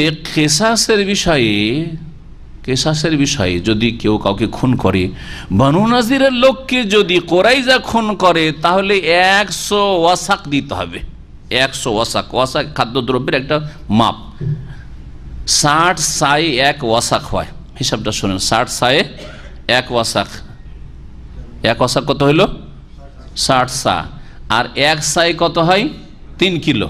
3 কিলো ধরে রাখেন, আনুমানিক 3 কিলো। হ্যাঁ, তাহলে 3 কিলো যদি হয় তাহলে 100 ওয়াসাক কত হয়ে যাবে? 60। হিসাব আপনার করে নেবেন, আমি বলে দিলাম কারণ হিসাব করতে। হ্যাঁ, আচ্ছা, যাই হোক। তো 100 ওয়াসাক কি দিতে হবে? দিয়ত দিতে হবে। হ্যাঁ, রক্তপণ দিতে হবে যদি বানু নাজিরের কাউকে খুন করে কোরাইজাওয়ালা। তাহলে কিন্তু কোরাইজার লোককে, তারা যেহেতু নিম্নমানের, বানু নাজিরের কোনো ইহুদি যদি খুন করে তাহলে তার অর্ধেক 50 ওয়াসাক দেবে, অর্ধেক দেবে। এই অবিচার ছিল, গোত্র হিসাবে তাদের দিয়াত ছিল, রক্তপণ ছিল। এইরকম প্রথা প্রচলন চলে আসছিল, কুপ্রথা, অন ইসলামিক প্রথা এবং তাদের তাওরাত বিরোধী প্রথা। নবী করিম সাল্লাল্লাহু আলাইহি ওয়াসাল্লামের কাছে এই দুই ঘটনার কোনো একটি ঘটনা, কোনো তাফসীরকাররা বলছে দুটোই ঘটনা কাছাকাছি সময় হয়েছিল, তারা বিচার নিয়েছে। হতে পারে যে দুটোই কেস রাসূলুল্লাহ সাল্লাল্লাহু আলাইহি ওয়াসাল্লামের কাছে তারা নিয়ে এসেছিল। নবী করিম সাল্লাল্লাহু আলাইহি ওয়াসাল্লামের কাছে যখন তারা নিয়ে আসে তখন তারা কি বলেছিল তা শুনে বলছেন, ইয়া আইয়ুহা রাসূল, আল্লাহ পাক নবী মুহাম্মদুর রাসূলুল্লাহ সাল্লাল্লাহু আলাইহি ওয়াসাল্লামকে সম্বোধন করেছেন কি বলে? ইয়া আইয়ুহার রাসূল, হে রাসূল, হে রাসূল। কোন আয়াতে, কয়েকটি আয়াতে রয়েছে নবীকে আল্লাহ পাক সম্বোধন করেছে ইয়া আইয়ুহান নবিয়্যু, হে নবী, কুল্লি আজওয়াজিকা, ইয়া আইয়ুহান নবিয়্যু লিমা তুহাররিমু মা আহাল্লাল্লাহু লাক, তাই না? জি, ইয়া আইয়ুহান নবিয়্যু। অথবা সম্বোধন করছেন ইয়া আইয়ুহাল মুজাম্মিল, হ্যাঁ, মুজাম্মিল উপাধি দিয়ে, জি, চাদর আবৃত। ইয়া আইয়ুহাল মুদাসসির, জি, মুদাসসির, জি, বস্ত্র আবৃত, চাদর আবৃত। হ্যাঁ, এই বলে আল্লাহ সম্বোধন করছেন। নাম বলে কোন আয়াতে নেই যে আল্লাহ বলছেন ইয়া মুহাম্মদ, ইয়া আহমদ, এইরকম করে আল্লাহ পাক রব্বুল নবী মুহাম্মদ রাসূলুল্লাহ সাল্লাল্লাহু আলাইহি ওয়াসাল্লামকে সম্বোধন কোন জায়গায় করেননি। পক্ষান্তরে আম্বিয়া রসুলগণে দেখেন, হ্যাঁ, ইয়া নূহ আছে কোরআনে কারিমে, হ্যাঁ, ইহবিত বিসালাম, জি, ইয়া নূহ, ওয়া নাদাইনাহু আইয়া ইব্রাহিম, আর আমি ডাকলাম হে ইব্রাহিম। আর বলছেন জাকারিয়াকে, ইয়া জাকারিয়া ইন্না নুবাশশিরুকা বিগুলামিন ইসমুহু ইয়াহইয়া। আল্লাহ রাব্বুল বলছেন ইয়া ইয়াহইয়া খুযিল কিতাবা বিকুওয়া, হে ইয়াহইয়া কিতাব শক্ত করে ধারণ করো। নাম ধরে ধরে ডাকছেন অন্য নাম দিয়ে, তাই না? ইয়া ঈসা ইন্নী মুতাওফিকা ওয়া রাফিউকা ইলাইয়া, ইয়া মূসা, দেখছেন না, দেখছেন না? সুবহানাল্লাহ, চিন্তা করেছেন এই পার্থক্য? তাহলে আল্লাহ রাব্বুল আলামিন কত মর্যাদা দান করেছেন প্রিয় নবী মুহাম্মদ রাসূলুল্লাহ সাল্লাল্লাহু আলাইহি সাল্লামকে, এখান থেকে উপলব্ধি করুন। কিন্তু এর মানে এই নয় যে মর্যাদার কথা বলতে বলতে নবী সাল্লাল্লাহু আলাইহি সাল্লামকে আল্লাহ পাকের মর্যাদায় পৌঁছে দিব, সমকক্ষ সমতুল্য করে দেব, বা আল্লাহর গুণ দিয়ে দেব, হ্যাঁ, যে আল্লাহ আলেমুল গায়েব, নবী আলেমুল গায়েব, আল্লাহ হাজির, আল্লাহ নাজির, তার জ্ঞানের দিক থেকে হাজির, আল্লাহ সব কিছুই দেখছেন, হ্যাঁ, সর্বদ্রষ্টা। তো নবীও হাজির নাজির, যেমন আমাদের দেশের, হ্যাঁ, কবর পূজারীদের, বেরেলভী রেজভিদের আকীদা শিরকি, বড় শিরকি আকীদা, আল্লাহর সাথে আল্লাহর গুণে, হ্যাঁ, সমান করে দেওয়া। এইরকমই আল্লাহ রাব্বুল আলামিন আল হাইয়ুল কাইয়ুম, আর হায়াতুন নবী বলবো, নবীও বেঁচে আছেন, মারা যাননি, নবী মারা গেছেন বলা বেয়াদবি। তাহলে শিরকি আকীদা। নবীকে মর্যাদা দেওয়ার মানে এই নয় যে আল্লাহর হক কেড়ে নিয়ে নবীকে দিয়ে দেবেন। আপনাকে এই অধিকার কোথায় দিল? এই অধিকার আমাকে সম্মান করবেন, এই মানে, এর মানে এই নয় যে প্রতিষ্ঠানের ডাইরেক্টর আছেন তার মর্যাদা আমাকে দিয়ে দিবেন, তার হক কেড়ে আমাকে দিয়ে দিবেন। এটাই যদি অপরাধ হয়, তাহলে খালেকের হক কেড়ে যদি মাখলুককে দেন, তাহলে কত বড় অপরাধী মুশরিক আপনি চিন্তা করুন। আপনি অতিরঞ্জন বাড়াবাড়ি ছাড়া আর মানহানি ছাড়া, না মানহানি করবেন না অতিরঞ্জন বাড়াবাড়ি করে শিরকে লিপ্ত হবেন। মানহানি করা কুফরি, আর অতিরঞ্জন বাড়াবাড়ি হচ্ছে শিরকের রাস্তা। সুতরাং এই শিরক, কুফর এবং মানহানির কুফরি থেকে আর অতিরঞ্জন বাড়াবাড়ির শিরক থেকে, গুলু থেকে, এইসব থেকে বেঁচে থেকে নবী করিম সাল্লাল্লাহু আলাইহি ওয়াসাল্লামকে আল্লাহ পাক যতটা মর্যাদা দিয়েছেন ততটা প্রকাশ করবেন আর ততটাই বিশ্বাস করবেন। নবী ইন্তেকাল করেছেন, কোরআনে বলা আছে। আপনি বলবেন নবীর ইন্তেকাল বলা আমাদের দেশে বেয়াদবি, হ্যাঁ, নবীর কবরকে সাহাবাই কেনরা কবর বলেছেন, আপনি বলবেন রাউজা শরীফ বলবেন, হ্যাঁ, এগুলো অতিরঞ্জন বাড়াবাড়ি না? হয় শিরক আর না হয় বিদাত। হয় শিরকের পর্যায়ে পৌঁছলে শিরক হবে, আর না হইলে বিদাতি কথা। রওজা বলা বিদাতি কথা, রওজা শরীফ কবরকে বলা বিদাতি কথা। এইরকমই আপনার কবর আর জিলানির কবর, কবর আপনি বলবেন বড় পীরের মাজার শরীফ, খাজা মঈনুদ্দিন চিশতির মাজার শরীফ, শাহজালাল মাজার শরীফ, এইসব হচ্ছে অতিরঞ্জন, এমন অতিরঞ্জন যেগুলি হয় শিরকে পৌঁছাবে, আর না হলে কমের পক্ষে শব্দটি আপনার বেদাতি অন ইসলামিক শব্দ, রাসূলুল্লাহ সাল্লাল্লাহু আলাইহি ওয়াসাল্লামের পথ নয়, এটা গুমরাহির পথ। আল্লাহ পাক যেন বুঝার তৌফিক দান করেন। ইয়া আইয়ুহার রাসূল, ও হে রাসূল, লা ইয়াহজুনকাল্লাযীনা ইউসারিউনা ফিল কুফরি মিনাল্লাযীনা ক্বালু আমান্না বিআফওয়াহিহিম ওয়া লাম তুমিন কুলুবুহুম, তোমাকে যেন দুঃখিত না করে আল্লাযীনা ইউসারিউনা ফিল কুফর, ওই সব লোকের আচরণ যারা কুফরির ক্ষেত্রে তৎপর, কুফরির কাজে তৎপর, পারদর্শী, কুফরি করতে বাহাদুর, পটু, ওদের আচার আচরণ তোমাকে যেন দুঃখ না দেয়। মানে মনে দুঃখ নিও না, সান্ত্বনা দিচ্ছেন আল্লাহ রাব্বুর রাসূলুল্লাহ সাল্লাল্লাহু আলাইহি ওয়াসাল্লামকে, যে দুঃখ দেওয়ার চেষ্টা করবে, কষ্ট দেওয়ার চেষ্টা করবে, খারাপ আচরণ করবে, তুমি দুঃখ করিও না, তুমি কষ্ট নিও না, মনে ব্যথা নিও না। তারা কারা? দুই শ্রেণীর লোকের কথা আল্লাহ এখানে উল্লেখ করে, মিনাল্লাযীনা ক্বালু, ওই সব লোকদের মধ্যে থেকে যারা বলে থাকে আমান্না বিআফওয়াহিহিম, আমরা ঈমান নিয়ে এসেছি, বলে থাকে বিআফওয়াহিম, মুখে, মুখে বলে যে আমরা ঈমান নিয়ে এসেছি, কিন্তু অন্তর বলে না। ওয়া লাম তুমিন কুলুবুহুম, কিন্তু তাদের হৃদয় ঈমান নিয়ে আসেনি, অন্তরে বিশ্বাস করেনি, মুখে শুধু কি বলে আমান্না আসলামনা। জি, তারা কারা? ইহুদিরা। কে বললো ইহুদিন? মুনাফিকরা, মদিনার মুনাফিকরা। ইযা জাআকাল মুনাফিকুনা ক্বালু নাশহাদু ইন্নাকা লা রাসূলুল্লাহ, ওয়াল্লাহু ইয়ালামু ইন্নাকা লা রাসূল ওয়াল্লাহু ইয়াশহাদু ইন্নাল মুনাফিকিনা লাকাযিবুন। ইন্নাকা লা রাসূলুল্লাহ, নিশ্চয়ই আপনি আল্লাহর রাসূল, নিশ্চয়ই আপনি আল্লাহর রাসূল। আমরা ঈমান নিয়ে এসেছি। ওই আল্লাহ পাক রব্বুল আলামিন তাদের কথা সূরা বাকারার শুরুতে বিস্তারিত উল্লেখ করেছে মুনাফিকদের কথা। ওয়ামিনান নাসি মান ইয়াকুলু আমান্না বিল্লাহি ওয়াল ইয়াউমিল আখির ওয়া মা হুম বিমুমিনিন, আমরা ঈমান নিয়ে এসেছি আল্লাহর উপর, আখিরাতে ঈমান নিয়ে এসেছি। আল্লাহ বলেন ওয়া মা হুম বিমুমিনিন, এরা মুমিন নয়। জি, তো মুনাফিকরা আসলে কাফের। মুনাফিকদের কথা আল্লাহ উল্লেখ করলেন। মুনাফিকদের কষ্টদায়ক আচরণে তুমি মনে কষ্ট নেবে না, দুঃখ নেবে না, সান্ত্বনা দিচ্ছেন। ওয়ামিনাল্লাযিনা হাদু, আর ওদের মধ্য থেকে যারা ইহুদি হয়েছে, নিজেরা ইহুদি হয়েছে, আল্লাহ ইহুদি নামটা দেননি, এই জন্য কোরআনের ভাষায় আল্লাযিনা হাদু, যারা নিজেরা নিজেদেরকে ইহুদি বলেছে, ইহুদি নামটি তাদের নেওয়া, নাসারা খ্রিস্টান নামটি তাদের নেওয়া, কিন্তু মুসলিম নামটি আল্লাহর দেওয়া। জি হ্যাঁ, এবং মুসলিম যত আম্বিয়া রসুলগণ, সকলে যত আম্বিয়া রসুলগণ আগে এসেছেন তাদের অনুসারী যারা খাঁটি অনুসারী ছিল, সঠিক অনুসারী ছিল, তারা সকলেই মুসলিম। কোরআন এবং হাদিস প্রমাণ করে যুগে যুগে আম্বিয়া রসুলগণ মুমিন মুসলিম ছিলেন, এবং তাদের অনুসারী যারা ছিল যতদিন সঠিক দিনের ওপর ছিল তারা মুসলিম ছিল, এবং এই উম্মত হচ্ছে মুসলিম। ইব্রাহিম আলাইহিস সালাম মুসলিম ছিলেন।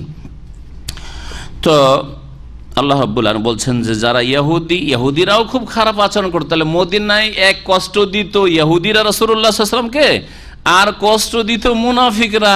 এই দুইটি সম্প্রদায় খুব বেশি কষ্ট দিত রাসূলুল্লাহ সাল্লাল্লাহু আলাইহি ওয়াসাল্লামকে।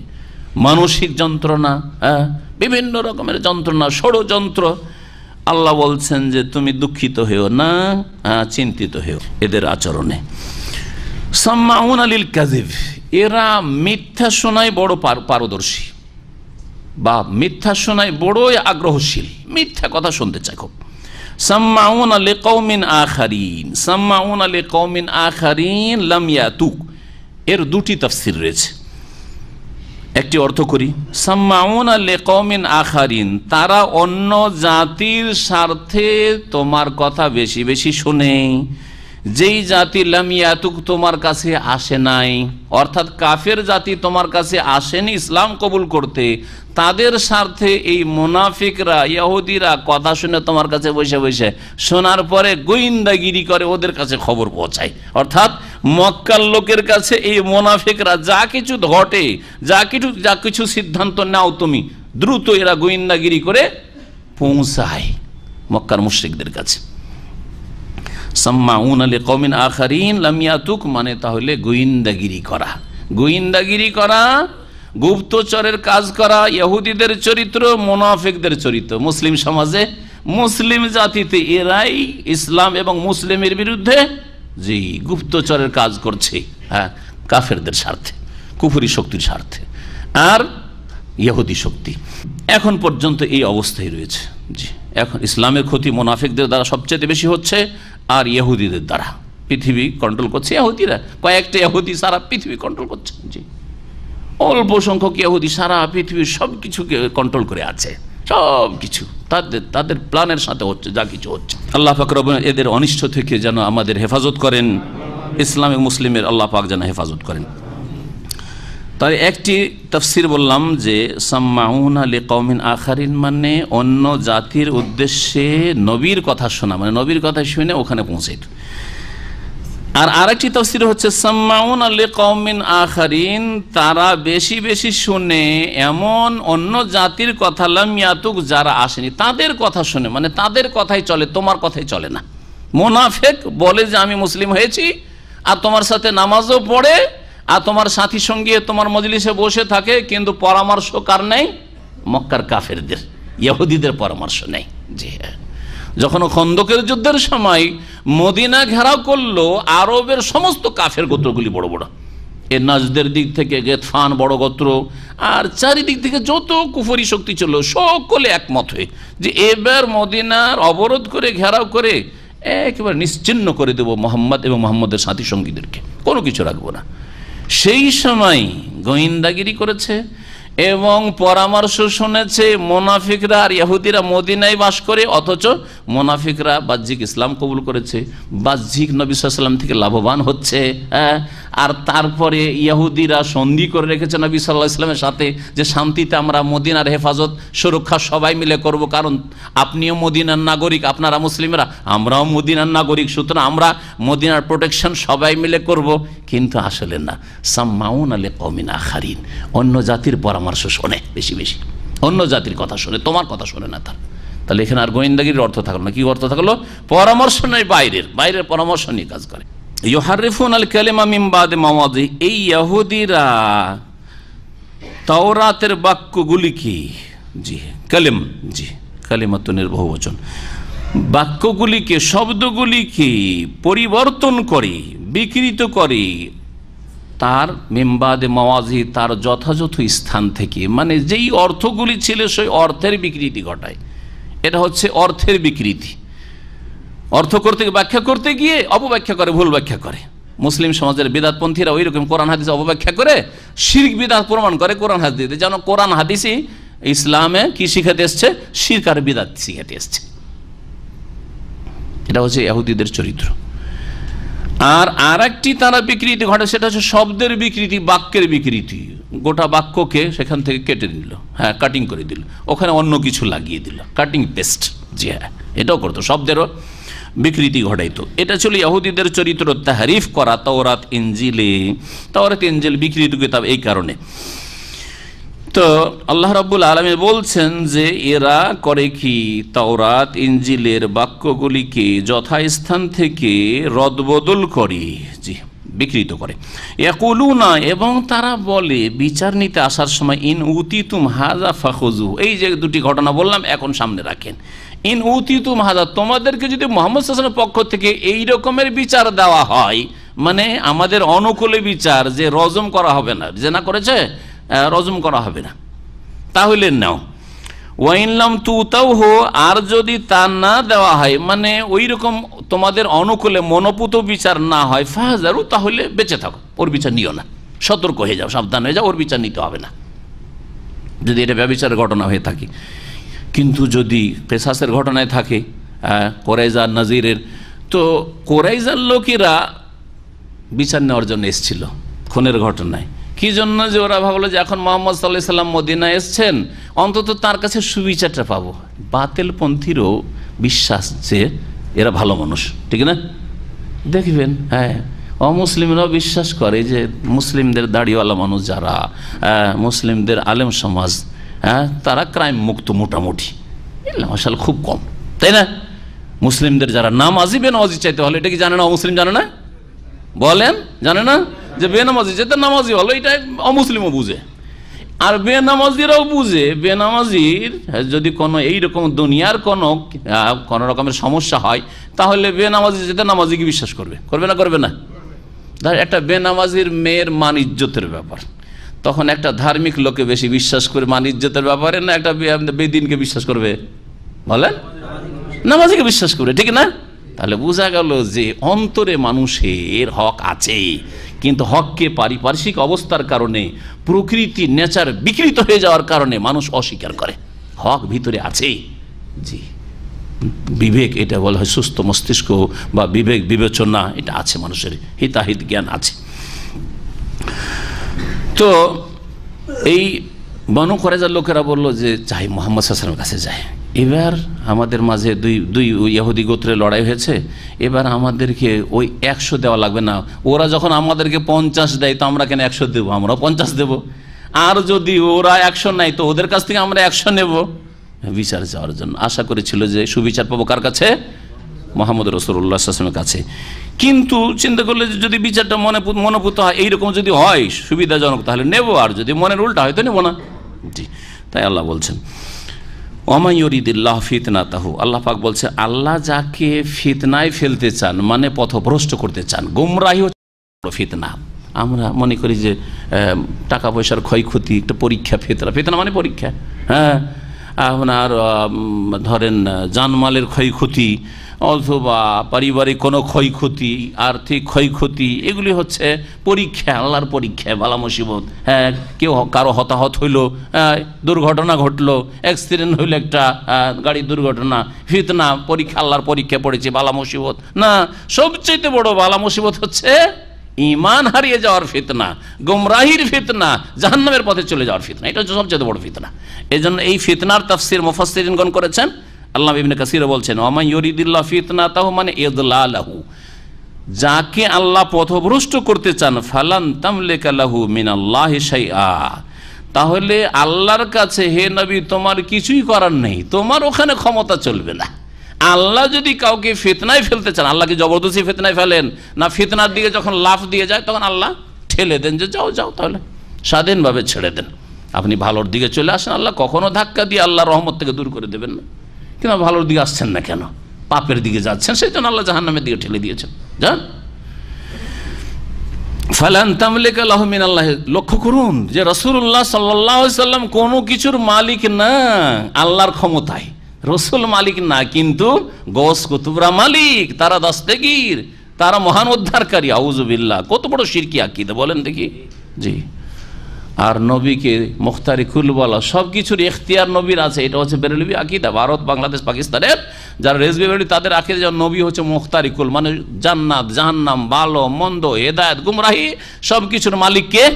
রাসূলুল্লাহ নাকি? তো আল্লাহ বলছেন ফালান তামলিকা লাহু মিনাল্লাহি শাই, আল্লাহ যদি কাউকে গুমরাহির ফিতনায় লিপ্ত করেন হে নবী, তাহলে আল্লাহর কাছে তোমার কিছুই করার ক্ষমতা নেই। ফালান তামলিকা লাহু মিনাল্লাহি শাইআ, কত স্পষ্ট আয়াত।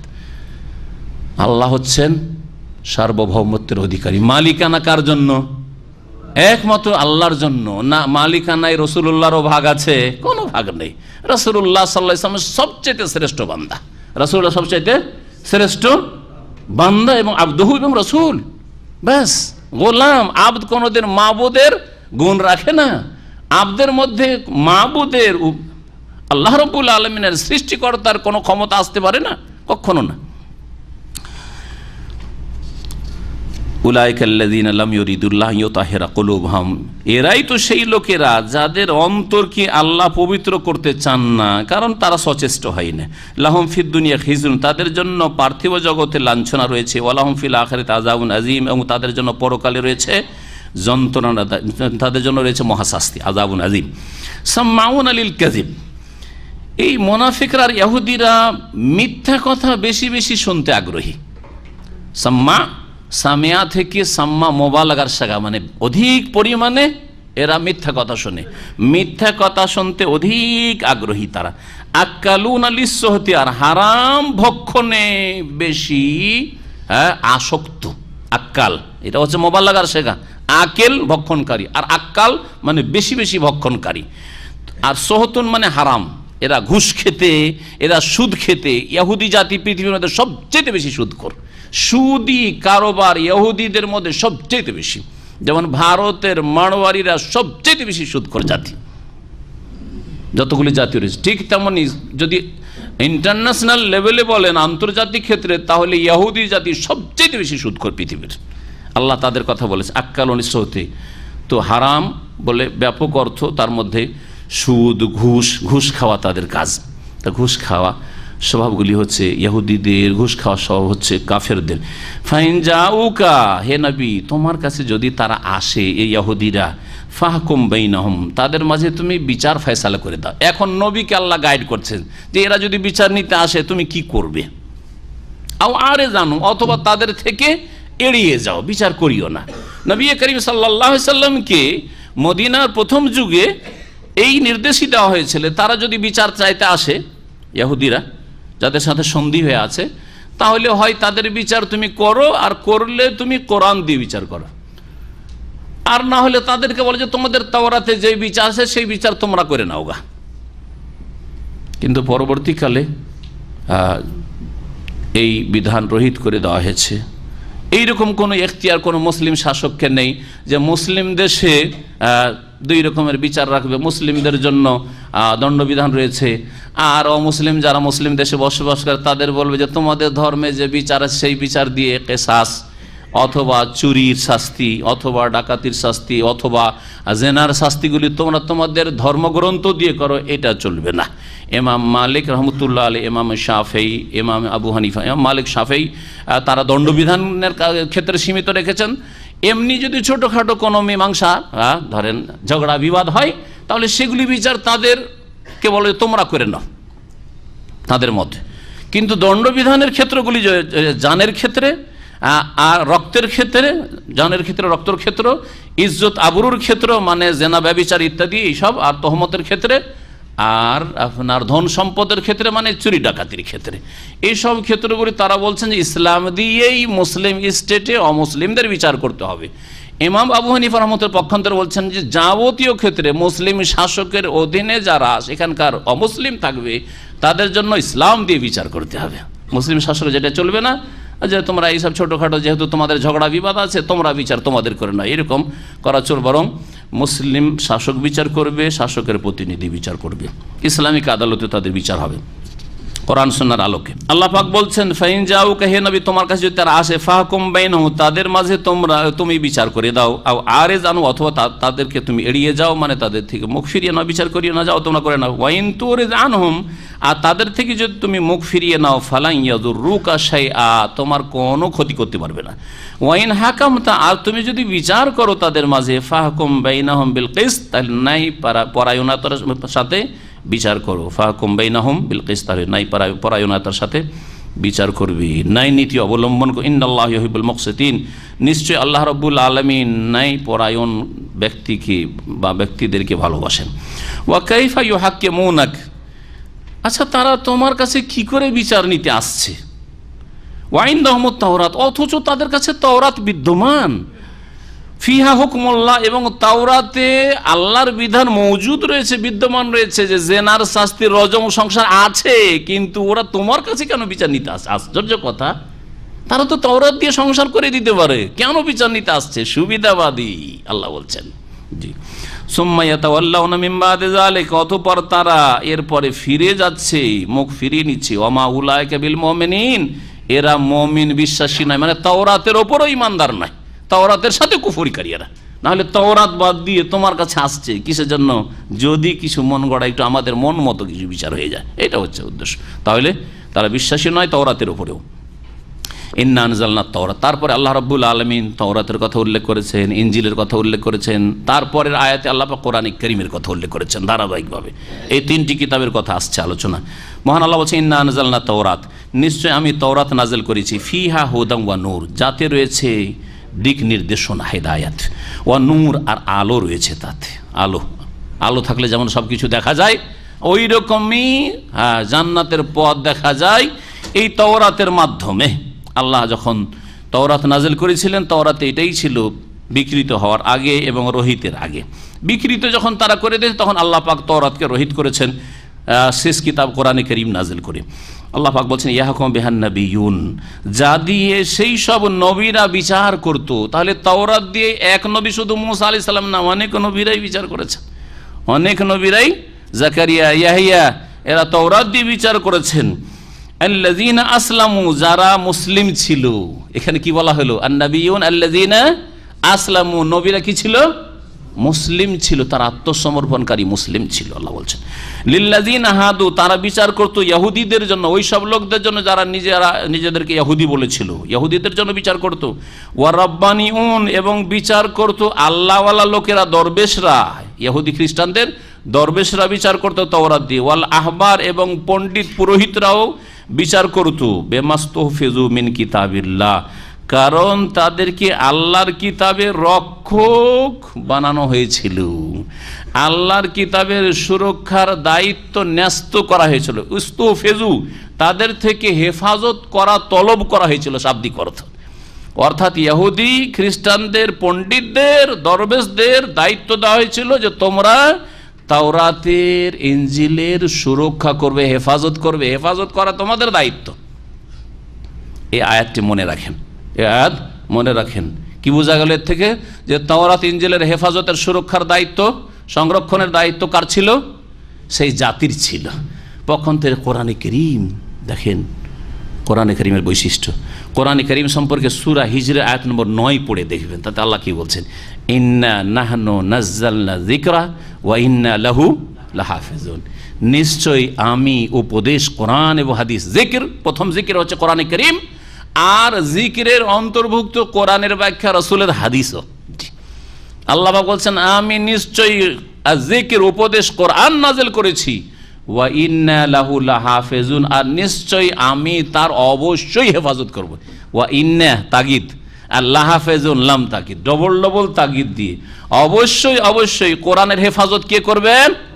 আল্লাহ করবেন। সারা বিশ্বের মুসলিম যদি মুনাফিক হয়ে যায়, মুরতাদ হয়ে যায়, কোরআনকে মুছে ফেলতে পারবে না। আল্লাহ কি করে হেফাজত করবেন? ওটা আল্লাহর দিনের কথা, আল্লাহর কিতাবের কথা আল্লাহ জানেন, কারণ দায়িত্ব কার? আল্লাহর। ওয়া ইন্না লাহু লাহাফিজুন, এইদিকে ইঙ্গিত করেছেন আল্লাহ পাক সূরা মুহাম্মদের আয়াতে বলছেন, ওয়া ইন তাতাওয়াল্লাউ, তোমরা সকলে যদি ফিরে যাও ইসলাম থেকে, ইয়াস্তাবদিল কওমান গায়রাকুম, তোমাদের ছাড়া অন্য জাতিকে তোমাদের বদলে নিয়ে আসবেন।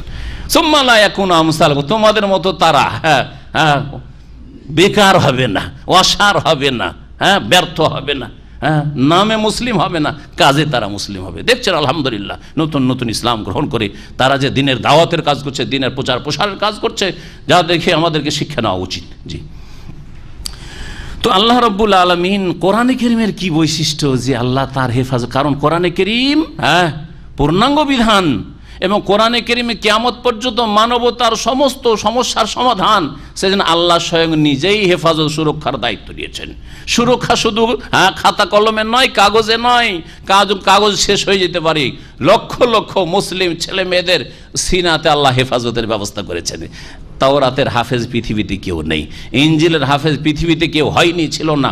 যখন সুরক্ষিত ছিল তখনও ছিল না, আর বিকৃত হওয়ার পরও কোনো হাফেজ তাওরাত ইনজিলের নেই, কিন্তু কোরআনে কারীমের লক্ষ লক্ষ হাফেজ পৃথিবীতে মজুদ রয়েছে। সুতরাং কোরআনে কারীমকে মুছে ফেলা যাবে না, কারণ আল্লাহ হেফাজতের দায়িত্ব নিয়েছেন।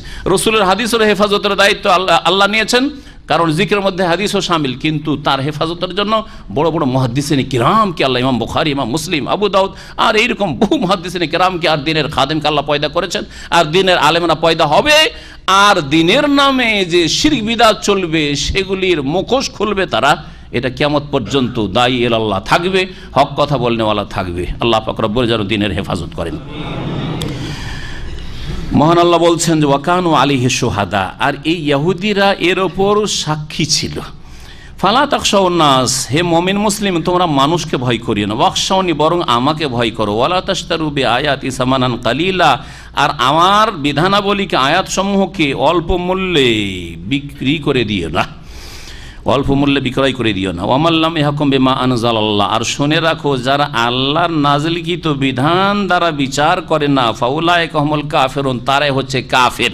সুতরাং ইহুদিরা আল্লাহর বিধান তাওরাত দিয়ে বিচার করছে না, তার রজমের ক্ষেত্রে যদি ভদ্র সমাজ হয়, যারা যদি সম্ভ্রান্ত শক্তিশালী বংশ হয়, তাহলে সেই ক্ষেত্রে চলবে না রজম করা, আর যদি গরিব দুঃখী হয় তাহলে রজম করা, ইত্যাদি ইত্যাদি। সুতরাং তারা কাফের। এইরকমই কোন মুসলিম যদি আল্লাহর বিধানকে অস্বীকার করে, যে আল্লাহর বিধান দিয়ে বিচার করা যাবে না, করব না, বা আল্লাহর বিধানের বিচার আর পশ্চিমা আইন একই সমান যদি করে দেয়, তাহলে বড় কাফের। আর যদি সমান না করে, অথবা মানুষের আইনকে শ্রেষ্ঠ না মনে করে, সমানও মনে করলো না মানুষের আইনকে আর আল্লাহর বিধানকে, আর মানুষের আইনকে শ্রেষ্ঠ মনে করলো না, বরং বলছে যে আমরা আসলে মানব রচিত আইন দিয়ে দেশ পরিচালনা করছি, কারণ পারছি না আমরা, পারলে করব, চেষ্টা আছে আমাদের, তাহলে তখন বড় কাফের না, কুফরুন দুনা কুফরিন। যেমন আব্দুল্লাহ বিন আব্বাস রাদিয়াল্লাহু তাআলা আনহু আয়াতের তাফসীর বলেছেন যে এই কুফরি নয়, বরং এটা হচ্ছে কুফরুন দুনা, ছোট কুফরি। ছোট কুফরি মানে সে ফাসিক হবে, না হয় জালেম হবে, ফাসিক হবে, না হয় জালেম হবে। শুধু মানবরচিত আইন দিয়ে বিচার করলেই ঢালাহারে কাফের হয়ে যায় না। সুতরাং যেসব মুসলিম দেশে ইসলামী আইনের বাস্তবায়ন হয় না, ঢালাহারে কাফের বলে ফতুয়া দেবেন, এই ফতুয়াবাজিও ভুল। আর এই ফতুয়াবাজি হচ্ছে উগ্রবাদ, এই ফতুয়াবাজি হচ্ছে চরমপন্থা, যেটা ইসলাম সমর্থন করে না। আর ঢালাহারে সব মুনাফিককে মুসলিম বানিয়ে দেবেন, সবকে মুসলিম, আর সেটাও ঠিক না। স্পষ্ট যদি অস্বীকার করে যে না আমরা চাই না ইসলাম, যদি বলে যে এই মহিলার পর্দা করার সেকুলার দেশে কে অধিকার দিয়েছে, সে মুসলিম নয়। ভালো করে শুনে রাখেন, পর্দা করে কলেজে গিয়েছে, কে অধিকার দিল সেকুলার দেশে, এই কথা যদি কেউ বলে সে মুসলিম নয়, মুরতাদ। ভালো করে শুনে রাখেন, যে কেউ হোক না কেন, কারণ সে ইসলাম দ্রোহিতা ঘোষণা করলো। কিন্তু পর্দা করতে পারছি না, সমাজ অনুকূলে নয়, ফাসেক, তখন কাফের বলবো না। পর্দা করতে পারছি না, করাতে পারছি না, ফাসেক, জালেম, গুনাহগার। আল্লাহ পাক যেন বুঝার তৌফিক দান করেন। আল্লাহ পাক মুনাফিকদের অনিষ্ট থেকে বাঁচিয়ে রাখেন। ওয়া কাতাবনা আলাইহিম, আল্লাহ পাক বলছেন আরো আমি ইহুদিদের উপর ফরজ করেছিলাম, বিধিবদ্ধ করেছিলাম, ফিহা তাওরাতে আন্নান নাফসা বিন নাফস, যে জানের বদল জান, প্রাণের বদল প্রাণ, ওয়াল আইনা বিল আইন, চোখের বদল চোখ, ওয়াল আনফা বিল আনফ, নাকের বদল নাক, কেউ যদি নাক কাটে তার নাক কাটো, ওয়াল উযনা বিল উযুন, আর কানের বদল কান, ওয়াসিন্না বিসিন, দাঁতের বদল দাঁত, কেউ দাঁত ভেঙেছে ওই দাঁতটা তুমি ভেঙে দাও, যে দাঁতটা ভেঙেছে, ওয়াল জুরুহা কিসাস, এবং জখমের অনুরূপ প্রতিশোধ রয়েছে বা অনুরূপ জখম রয়েছে, জখমের অনুরূপ জখম, যতটা পরিমাণ জখম করেছে আহত করেছে ততটা তুমি আহত করো। এটা ছিল তাওরাতের বিধান কেসাসের ক্ষেত্রে। ফামান তাসাদ্দাকা বেহি, কিন্তু কেউ যদি এই কেসাস দান করে দেয়, যে আমি প্রতিশোধ নেব, দান করে দেয় মানে ক্ষমা করে দেয়। কোন বংশের একজন লোককে মেরেছে, আর সেই বংশের লোকেরা বা সেই পরিবারের সদস্য যারা আছে তারা, স্ত্রী ছেলে মেয়ে বাপ মা, এদের হক যেহেতু জড়িত, একটি লোক হত্যা হওয়ার কারণে বাপ মা অসহায় হয়েছে, ছেলে মেয়েগুলি এতিম হয়েছে, স্ত্রী বিধবা হয়েছে, সুতরাং এরা সকলে যদি ক্ষমা করে তাহলে তার জান বেঁচে যাবে। পুরো ক্ষমা করে দিতে পারে, অথবা রক্তপণ নিয়ে ক্ষমা করতে পারে, দিয়েত নিয়ে ক্ষমা করতে পারে, অথবা যদি তাদের এইরকম হয় যে তারা বলে যে না আমরা ক্ষমা করব না, আমরা জানের বদল জান চাই, কানের বদল কান চাই, দাঁতের বদল দাঁত চাই, তো নেওয়ার অধিকার রয়েছে। এই হচ্ছে কোরআন কারীমের বিধান। আয়াত নম্বর 45 আল্লাহ পাক বলছেন ফামান তাসাদ্দাকা বিহি, কেউ যদি এই কিসাস সাদকা করে দেয় মানে ক্ষমা করে দেয়, ফাহুয়া কাফফারাতুল্লাহ, তাহলে তার জন্য গুনাহ মোচনের উপায় হয়ে যাবে। তাহলে যে ক্ষমা করে তার কি হবে? গুনাহ খাতা মাফ হবে।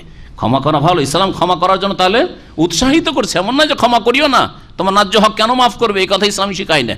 ক্ষমা করো, ক্ষমা করলে তোমার গুনাহ খাতা মাফ হবে। ওয়ামাল্লাম ইয়াহকুম বিমা আনজালাল্লাহ, আর যারা আল্লাহ নাযিলের বিধান দিয়ে বিচার করে না, ফাউলাইকা হুমুজ জালিমুন, তারাই হচ্ছে জালেম। তাহলে বোঝা গেল যে ঢালাহারে সকলে কাফের হয় না, কেউ জালেম হয় কেউ কাফের হয়। আবার ঢালাহারে সকলে গুনাহগার মুসলিম, ফাসেক মুসলিম, মুনাফিক মুসলিম, ইসলাম দ্রোহী মুসলিম সমাজের বড় ইসলামের বিরুদ্ধে বলছে, সেও মুসলিম না, কেউ কাফের আর কেউ হচ্ছে জালিম। আল্লাহ পাক তারপরে বলছেন ওয়াকাফাইনা আলা আসারিহিম বিঈসা ইবনে মারইয়াম, তাদের পরে অর্থাৎ মূসা আলাইহিস সালামের যুগের পরে, ইহুদিদের যুগের পরে ঈসা আলাইহিস সালামকে প্রেরণ করলাম, পাঠালাম, মারিয়াম পুত্র ঈসা আলাইহিস সালামকে, মুসাদ্দিকান লিমা বাইনা ইয়াদাইহি, তার পূর্বে যে নবী এসেছিলেন বা যে কিতাব এসেছিল মিনাত তাওরাত, তাওরাত তার সত্যায়নকারী হিসাবে ঈসা আলাইহিস সালাম এসে তাওরাতের সত্যায়ন করে, অর্থাৎ তাওরাতের যেসব কথা আল্লাহর পক্ষ থেকে বিকৃত হয়নি সেগুলি তিনি সত্যায়ন করলেন যে এটা ঠিক, এবং তার সমর্থন করলেন। ওয়া আতাইনাহুল ইনজিল, অতিরিক্ত তাকে ইনজিল নামক গ্রন্থ দান করলাম, ফিহে হুদাম ওয়া নূর, যাতেও ছিল পথ নির্দেশ, দিক নির্দেশনা, হেদায়েত, রাস্তা দেখানো হয়েছিল সঠিক, ওয়া নূরুন, আর তাতে ছিল আলো, ওয়া মুসাদ্দিকান লিমা বাইনা ইয়াদাইহি মিনাত তাওরাত, এবং এই কিতাব ইনজিল ছিল তার পূর্বে যে তাওরাত নাযিল হয়েছে তার জন্য সত্যায়নকারী সমর্থক, ওয়া হুদাম ওয়া মাউইযাতাল লিল মুত্তাকিন, এবং তাতে দিক নির্দেশনা ছিল এবং আল্লাহ ভীরুদের জন্য তাতে উপদেশ ছিল। ওয়ালিয়াহকুম আহলুল ইনজিল বিমা আনজালাল্লাহ, আল্লাহ পাক তারপরে বলছেন ইনজিলওয়ালারা অর্থাৎ খ্রিস্টানরা, ইনজিলওয়ালা অর্থাৎ খ্রিস্টানরা যেন বিচার করে আল্লাহর নাজিলকৃত বিধান দিয়ে, বিমা আনজালাল্লাহু ফি, ইনজিলে যা আল্লাহ নাজিল করেছে সেই অনুযায়ী যেন বিচার করে তারা। ওয়ামাল্লাম ইয়াহকুম বিমা আনজালাল্লাহ, কিন্তু যারা আল্লাহর নাজিলকৃত বিধান দিয়ে বিচার করবে না, ফাউলাইকা হুমুল ফাসিকুন, তারাই হচ্ছে ফাসিক। তিন রকম আল্লাহ তাআলা বললেন আয়াত নম্বর 47 পর্যন্ত সূরা মাইদার। আয়াত নম্বর কত থেকে কাফেরুন বলেছেন আল্লাহ পাক 44 নম্বরে, 44, 45 আর তারপরে 46 আর 47, এই 47 এসে আল্লাহ বলেছেন ফাসিকুন। এই চারটি আয়াতের মধ্যে আল্লাহ রাব্বুল আলামিন যারা আল্লাহর আসমানি বিধান দিয়ে বিচার করে না, সমস্যার সমাধান করে না, ব্যক্তি জীবনে হোক, পারিবারিক বিচার হোক, সামাজিক বিচার হোক, রাষ্ট্রীয় বিচার হোক, আদালতের বিচার হোক, সমস্ত বিচার, আর পার্লামেন্টের বিচার হোক, সমস্ত বিচার আল্লাহ নাজিলকৃত বিধান কোরআনে কারীম দিয়ে হইতে হবে, যেমন সৌদি আরবে কোরআনে কারীমের বাস্তবায়ন রয়েছে। কেউ যদি এর ভিন্ন করে তাহলে হয় তিনের এক হবে, কাফের হবে, না হয় জালেম হবে, না হইলে ফাসেক হবে। ফাসেক মানে পাপিষ্ট, গুনাহগার। ফাসেক মানে নাফরমান, আল্লাহ এবং রসুলের বিরুদ্ধাচরণকারী হবে। আর জালেম যদি তার এই মানবরচিত বিচার বা কোরআন এবং হাদিস বিরোধী বিচারের কারণে কোনো ব্যক্তির ওপর অত্যাচার হয়ে যায়, নির্যাতিত হয়, তাহলে সে জালেম সাব্যস্ত হবে, এই জন্য জালেম বলা হয়েছে। আল্লাহ পাক তারপর এখন কোরআন কারীমের কথা, তাহলে তাওরাতের কথা আল্লাহ বললেন, ইনজিলের কথা বললেন, তারপরে কোরআনের কারীমের কথা, সর্বশেষ কিতাবের কথা আসছে। ওয়া আনজালনা ইলাইকাল কিতাব, হে নবী তোমার ওপর আল কিতাব নাজিল করেছি। আল কিতাব মানে আল কোরআন নাজিল করেছি, বিল হাক্কে সত্য সহকারে, মুসাদ্দিকাল লিমা বাইনা ইয়াদাইহি যেই কোরআন হচ্ছে তার পূর্বের কিতাবগুলির জন্য সত্যায়নকারী, মিনাল কিতাব যেসব কিতাব নাজিল হয়েছে, ওয়া মুহাইমিনান তার সাথে সাথে অতিরিক্ত একটি গুণ কোরআনের বর্ণনা করা হয়েছে যা তাওরাত ইনজিলের ক্ষেত্রে বর্ণনা করা হয়নি। তাওরাত ইনজিলের ক্ষেত্রে কি বলা হয়েছে? তাওরাতের সত্যায়নকারী ইনজিল, ঠিক না? তাওরাতের সত্যায়নকারী ইনজিল বলা হয়েছে, ঈসা আলাইহিস সালাম সত্যায়নকারী মুসা আলাইহিস সালামের। কিন্তু কোরআনের ক্ষেত্রে মুসাদ্দিকান বলা হয়েছে আর মুহাইমিনান বলা হয়েছে। এই মুহাইমিনানের ব্যাখ্যা শুনেন, পার্থক্যটা শুনেন। আল্লাহ পাক বলছেন যে কিতাব কোরআনে কারীম নাযিল করেছে সত্য সহকারে, মুসাদ্দিকাল লিমা বাইনা ইয়াদাইহি তার পূর্বের যেসব কিতাব ছিল সেসব কিতাবের সত্যায়নকারী হিসাবে, ওয়া মুহাইমিনান আলাইহি এবং সেসব কিতাব পূর্বের যেসব গ্রন্থ রাজি ছিল সেগুলির সংরক্ষক হিসাবে, সেগুলির সংরক্ষক হিসাবে, অর্থাৎ সেগুলির মধ্যে যেসব ভুলভ্রান্তি তারা ঢুকিয়ে ফেলেছে, যেসব কাটা ছিঁড়া করেছে, যেসব বিকৃতি ঘটিয়েছে সেগুলিকে চিহ্নিত করে দেওয়ার জন্য যে এটা আল্লাহর বিধান, এটা আল্লাহর বিধান নয়, এটা থাকবে, এটা থাকবে না, এটা সাব্যস্ত আর এটা হচ্ছে রহিত। এই মুহাইমিন, হাইমানাতুন মানে হচ্ছে প্রভাব বিস্তার করা, হাইমানা মানে হচ্ছে প্রভাব, মুহাইমিন মানে প্রভাবশালী হয়। মুহাইমিনের অনেকগুলি অর্থ হয়। মুহাইমিন মানে আধিপত্য সম্পন্ন হয়, মুহাইমিন মানে আপনার যেটা বলবো সংরক্ষক, হ্যাঁ সংরক্ষণকারী হয়। তো আল্লাহ পাক কোরআনে কারীমকে সংরক্ষণকারী কিতাব হিসাবে ঘোষণা করেছেন। ফাহকুম বাইনাহুম বিমা আনজালাল্লাহ, সুতরাং হে নবী তাদের মাঝে, ইহুদি খ্রিস্টান মুসলিম সকলের মাঝে তুমি বিচার করো আল্লাহর নাজিলকৃত বিধান দিয়ে। তাহলে এই আয়াত দিয়ে আগে যে শুরুতে একটি আয়াতে বলা হয়েছিল যে ইহুদিরা তোমার কাছে বিচার নিতে আসলে হয় তাদের বিচার করে দাও আর না হলে মুখ ফিরিয়ে নাও। আল্লাহ কি বলছেন? কোরআন যেহেতু নাজিল হয়ে গেছে এখন কোরআন দিয়ে তুমি বিচার করো, কোরআন দ্বারা বিচার করতে হবে, তাদের সমস্যার সমাধান আল কোরআন দিয়ে দেবে। ওয়ালা তাত্তাবি আহওয়াআহুম, আর তাদের কুপ্রবৃত্তি সমূহের তুমি অনুসরণ করিও না। আম্মা জাআকা মিনাল হক, তোমার কাছে যে সত্য আগত হয়েছে তা থেকে ফিরিয়ে দেওয়ার জন্য তারা দাবি দাওয়া করবে, তাদের প্রস্তাব পেশ করবে, তাদের প্রপোজাল দেবে, তারা পরামর্শ দেবে অসৎ, সেসব কথা শুনিও না যাতে করে সত্য থেকে তোমাকে ফিরিয়ে না দিতে পারে। লিকুল্লিন জাআলনা মিনকুম শিরআতাও ওয়া মিনহাজা, তোমাদের প্রত্যেকের জন্য, তোমাদের মধ্যেকার প্রত্যেকের জন্য মানে প্রত্যেক নবীর জন্য আল্লাহ পাক শরীয়ত নাজিল করেছেন এবং কর্মপথ নাজিল করেছেন। মিনহাজ সুস্পষ্ট পথ নাজিল করেছে, আল্লাহ পাকের নাজিলকৃত পথ এবং শরীয়ত। এই দিয়ে আল্লাহ পাক রব্বুল আলামিন যে কথা বলতেছে সেটা হচ্ছে যে সমস্ত আম্বিয়া রাসূলগণের দ্বীনের মৌলিক বিষয় তাওহীদ, আখিরাত, রিসালাত, আকীদার বিষয়গুলি এক, জান্নাত জাহান্নাম সব এগুলি এক, ঠিক না? ঈমানের যে 6টি পিলার রয়েছে সমস্ত উম্মতেরই এক, কিন্তু ঠিক না? এইরকমই এমনকি মৌলিক ইবাদতগুলিও আছে। আমাদের সালাত আছে, তারাও সালাত পড়েছে। আমাদের সিয়াম আছে, কামা কুতিবা আলাল্লাযিনা মিন ক্বাবলিকুম। আমাদের যাকাত আছে, ঈসা আলাইহিস সালাম আওসানি বিসসালাতি ওয়াজ যাকাত, আল্লাহ আমাকে সালাত এবং যাকাতের ওসিয়ত নির্দেশ দিয়েছেন। তাই এগুলো মৌলিক ইবাদত বন্দেগী। কিন্তু ছোটখাটো বিভিন্ন খুঁটিখাটি মাসলা মাসাইলের ক্ষেত্রে, শরীয়তের বিধিবিধানের ক্ষেত্রে অনেক পার্থক্য আল্লাহ রেখেছেন যুগ উপযোগী বিধান দেওয়ার জন্য। জি হ্যাঁ, সিয়াম রোজার পরিমাণ, নেশাব যাকাতের নেশাব, অথবা এইভাবে আরও সব হালাল হারামের মাসলা মাসাইল, কোনো কিছু তাদের যুগে হারাম ছিল না হারাম ছিল জায়েজ করা হয়েছে। যেমন গনিমতের ধন সম্পদ হারাম ছিল, হালাল করা হয়েছে। সেই যুগে হালাল ছিল, আমাদের জন্য হারাম করা হয়েছে। আদম আলাইহিস সালামের যুগে বোন বিয়ে করা হালাল ছিল, কিন্তু আমাদের জন্য হারাম করা হয়েছে। এগুলো হচ্ছে শিরআতুন ওয়া মিনহাজ। এই জন্য প্রিয় নবী সাল্লাল্লাহু আলাইহি ওয়াসাল্লামের এই হাদিস, এই আয়াতের তাফসীরে বলা যেতে পারে, নবী সাল্লাল্লাহু আলাইহি ওয়াসাল্লাম কি বলেছেন? আল আম্বিয়াউ বানুল আল্লাত, নবীগণ হচ্ছেন বৈমাত্রীয় ভাই, মানে বৈমাত্রীয় ভাইদের মতো। কোন দিক থেকে? হ্যাঁ, শরীয়তের বিধিবিধানের দিক থেকে, আকীদার দিক থেকে আর বিধিবিধানের দিক, মৌলিক বিষয় আর খুঁটিনাটি মাসলা মাসালি বিষয় দিয়ে। আবুহুম ওয়াহিদ ওয়া উম্মাহাতুহুম শাত্তা। বৈমাত্রীয় ভাই কাকে বলে? যাদের বাপ তো এক হয় কিন্তু মা হয় ভিন্ন ভিন্ন। ওই রকম সমস্ত আম্বিয়া রাসূলগণের দিনের মূল নীতিমালা হচ্ছে এক, আর তাদের খুঁটিনাটি মাসলা মাসাইল শরীয়তের বিধিবিধানগুলি হচ্ছে অনেকটা ভিন্ন ভিন্ন। আল্লাহ পাক বলছেন ওয়ালা উশা আল্লাহু লা জাআলাকুম উম্মাতান ওয়াহিদা, আল্লাহ যদি চাইতেন তো তোমাদের সকলকে জবরদস্তি এক জাতিতে, পুরো মানবতাকে আল্লাহ মুসলিম বানিয়ে দিতেন জবরদস্তি। কিন্তু জবরদস্তি সবগুলিকে মুসলিম বানিয়ে দিলে পরীক্ষায় কি থাকতো? স্বাধীনতায় কি থাকতো? তাহলে স্বাধীনভাবে ভালো কাজ করলাম না, বাধ্য সেই জন্য ভালো কাজ করলাম, এমন বা কোন গুণ হইল হ্যাঁ যে আমি বাধ্য ভালো কাজ করতে? তাহলে এটা কোনো ভালো গুণ এমন কিছু না, ভালো তো হবেই, তাছাড়া তোর উপায় নেই। তাহলে পরীক্ষা থাকতো না, কাকে জান্নাত কাকে জাহান্নাম কোনো বিচার হইতো না। এই জন্য আল্লাহ পাক মানুষকে স্বাধীন করে সৃষ্টি করেছেন, শরীরে আল্লাহ ভালো মন্দের দুটো ক্ষমতা দান করেছেন। মহান আল্লাহ বলছেন ওয়ালাকিন লিয়াবলুয়াকুম ফিমা আতাকুম, তবে আল্লাহ তোমাদের পরীক্ষা করতে চান তোমাদেরকে যা প্রদান করেছেন দিয়েছেন তাতে। ফাস্তাবিকুল খায়রাত, সুতরাং তোমরা ভালো কাজগুলিতে অগ্রগামী হও। ফাস্তাবিকুল খায়রাত, প্রতিযোগিতা করো। ইলাল্লাহি মারজিউকুম, আল্লাহর দিকেই তোমাদেরকে প্রত্যাবর্তন, তোমাদের প্রত্যাবর্তন স্থল সকলের। জামিআন ফায়ুনাব্বিউকুম মা কুনতুম ফিহি তাখতালিফুন, যেসব বিষয়ে তোমরা মতবিরোধ করছো সেসব বিষয় সম্পর্কে আল্লাহ চূড়ান্ত তোমাদেরকে জানিয়ে দেবেন।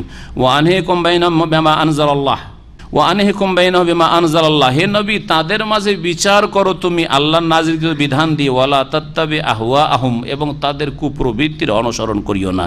ওয়াহজারহুম, এবং তাদের থেকে সতর্ক সাবধান থাকো। আন ইয়াফতিনুকা আম বাদি মা আনজালাল্লাহ, আল্লাহর যে নাযিলকৃত বিধান রয়েছে তার কিছু অংশ থেকে তোমাকে যেন সরিয়ে না দেয়, ফিতনায় না ফেলে দেয়। কিছু কিছু ক্ষেত্রে তুমি যাতে ছাড় না দিয়ে দাও, ডিসকাউন্ট। আজকাল মুসলিম জাতি কাফির ইহুদিদেরকে ছাড় দিতে দিতে দিতে ঘরে ঢুকে গেছে, কথা বুঝতে পেরেছেন? ডিসকাউন্ট ডিসকাউন্ট ডিসকাউন্ট, ঠিক আছে, হ্যাঁ হ্যাঁ, একটু মুখটা খুলেন, মুখটা করে মাথা খোলেন, একটা শরীর খোলেন, হ্যাঁ করতে করতে সব নিয়ে যাবে, সব নিয়ে যাবে, মার ইজ্জত সব নিয়ে যাবে, এই শুরু হয়েছে। তো এই হলো অবস্থা। এগুলোর উদাহরণ দেওয়ার কত বুঝাবো, কারণ রোগের শেষ নাই মুসলিম জাতির, হ্যাঁ ব্যাধির শেষ নাই। প্রত্যেকটি ক্ষেত্রে কাফেরদের গর্তে ঢুকে পড়েছি, সব ক্ষেত্রে কাফেরদের চাপ এলো যে তোমার সিলেবাস একটু পরিবর্তন করো। সিলেবাস তোমাদের এই সিলেবাসে জঙ্গি তৈরি করছে, দিলেন সেখান থেকে ইসলামিক শিক্ষাকে আউট করিয়ে। হ্যাঁ, তারপরে এইটা হলো এখন তোমাদের নারী স্বাধীনতা নেই তোমাদের দেশে, তোমাদের মহিলারা গাড়ি চালাতে সুযোগ পায় না কেন? চালাতে হবে তোমাদেরকে। হ্যাঁ, তোমাদের সুদী ব্যাংক কেন নাই? সুদী ব্যাংক রাখতে, আমাদের ব্যাংকগুলি রাখতে হবে। এই করে এক এক করে চাপ দিতে দিতে দিতে তোমাদের দেশে এইসব মানবাধিকার লঙ্ঘন কেন হচ্ছে? এই করতে হবে, তোমাদের এই করতে হবে। হ্যাঁ, তোমরা শুক্রবার কেন ছুটি করবে? তোমাদের রবিবার ছুটি করতে হবে। এই গলা টিপে ধরবে শেষে। আল্লাহ বলেছেন যে কাফির ওয়ালান তারদা আনকাল ইয়াহুদ ওয়ালান নাসার হাত্তা তাত্তাবে মিল্লাতাহুম, ইহুদি নাসারাকে ছাড় দিতে দিতে কোনো কিছুতেই রাজি হবে না। কিসে পৌঁছাবে? যতক্ষণ তাদের ধর্মের অনুসারী না হয়ে যাবে। ইসলাম ধর্ম ত্যাগ করে দিয়ে সব কিছু তাদের মেনে নিয়ে একবারে শির নত করে নেবে যে গোলাম হয়ে গেলাম, ততক্ষণ পর্যন্ত ছাড়বে না। সুতরাং আগে থেকে মুসলিমদেরকে সতর্ক হইতে হবে। আল্লাহ পাক মুসলিমদেরকে সতর্ক হওয়ার যেন তৌফিক দান করেন।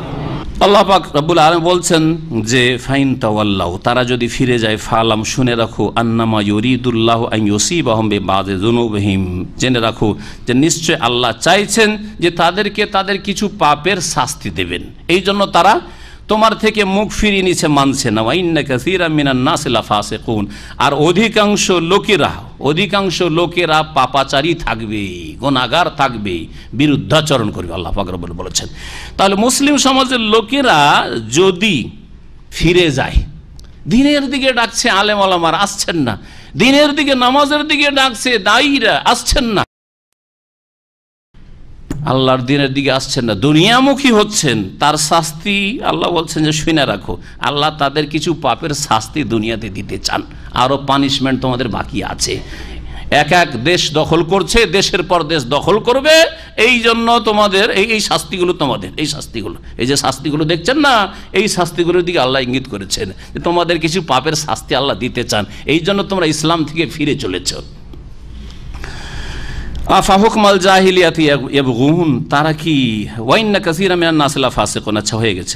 আফা হুকমাল জাহিলিয়াতি ইয়াবগুন, তারা এ মুনাফিকরা, ইহুদিরা, খ্রিস্টানরা, তারা কি জাহেলি যুগের, এমনকি আজকাল মুসলিম সমাজের নামদারি মুসলিমরা ব্যক্তি জীবনে ইসলামকে সীমিত করে দিয়েছে। নামাজ ঠিক আছে, হজ প্রতি বছর আসছে, হজে সরকারি গেস্ট হয়ে আসছে, আর ইসলাম বিরোধিতা ওখানে গিয়ে ঠিকই করছে। পর্দার বিরোধী, পৃথক পৃথক শিক্ষার বিরোধী, ইসলামিক শিক্ষার বিরোধী, ইসলাম মুসলিমরা শক্তিশালী হোক এর বিরোধী, এইসব কাজ করছে। আল্লাহ বলছে যে এগুলি হচ্ছে জাহিলিয়াতের বিচার। আফা হুকমাল জাহিলিয়াতি ইয়াবগুন, তারা জাহিলি যুগের বিচার কি তারা চাইছে? মানুষের তৈরি করা আইন দিয়ে বিচার করা জাহিলি যুগের বিচার। আর জাহিলি যুগের নবী সাল্লাল্লাহু আলাইহি সাল্লামের আগের যুগটাকে জাহিলি যুগ। তখনকার যুগে খেয়াল খুশি বিচার হতো, যেই গোত্র যেমন চাইলো বিচার করে নিল, সামাজিক বিচার। এইরকম বিচার যদি করে যে কোনো ক্ষেত্রে, তাহলে এটা হচ্ছে জাহিলিয়াতের বিচার। আল্লাহর বিচার ছাড়া অন্য কোনো বিচার হচ্ছে জাহিলি বিচার, এটা চাই মুসলিমরা। ওমান আহসানু মিনাল্লাহি হুকমান লিকাওমি ইউকিনুন, অথচ আল্লাহর চাইতে অধিক সুন্দর বিচারকারী, উৎকৃষ্ট বিচারকারী আর কে রয়েছে? লিকাওমি ইউকিনুন, বিশ্বাসী জাতির জন্য। বিশ্বাসী জাতির জন্য আল্লাহ পাক রব্বুর সর্বোত্তম সর্বোৎকৃষ্ট বিচার ফয়সালা করেছেন, যা কোরআনে কারীমে মওজুদ রয়েছে, আর তার বিস্তারিত ব্যাখ্যা রাসূলুল্লাহ সাল্লাল্লাহু আলাইহি সাল্লামের হাদিসে রয়েছে, রাসূলুল্লাহ সাল্লাল্লাহু আলাইহি ওয়াসাল্লামের সিরাতে রয়েছে। এখানে আমাদের আলোচনা শেষ করছি। আল্লাহ পাক যেন দিন বুঝার তৌফিক দান করেন, কোরআন বুঝার তৌফিক দান করেন, কোরআনের প্রতি আমল করার তৌফিক দান করেন, কোরআনে কারীমের দিকে আল্লাহ পাক দাওয়াত দেওয়ার তৌফিক দান করেন, এবং দিনের ওপর আল্লাহ পাক রব্বুল আলামিন যেন আমাদের কি অবিচল রাখেন, অটলতা দান করেন। আল্লাহ পাক রব্বুল আলামিন দিন দুনিয়ার সমস্ত রকমের ফিতনা থেকে আমাদের হেফাজত করেন। ওয়া সাল্লাল্লাহু ওয়া সাল্লাম আলা নবিয়িনা মুহাম্মদ ওয়া আলা আলিহি ওয়া সাহবিহি আজমাইন।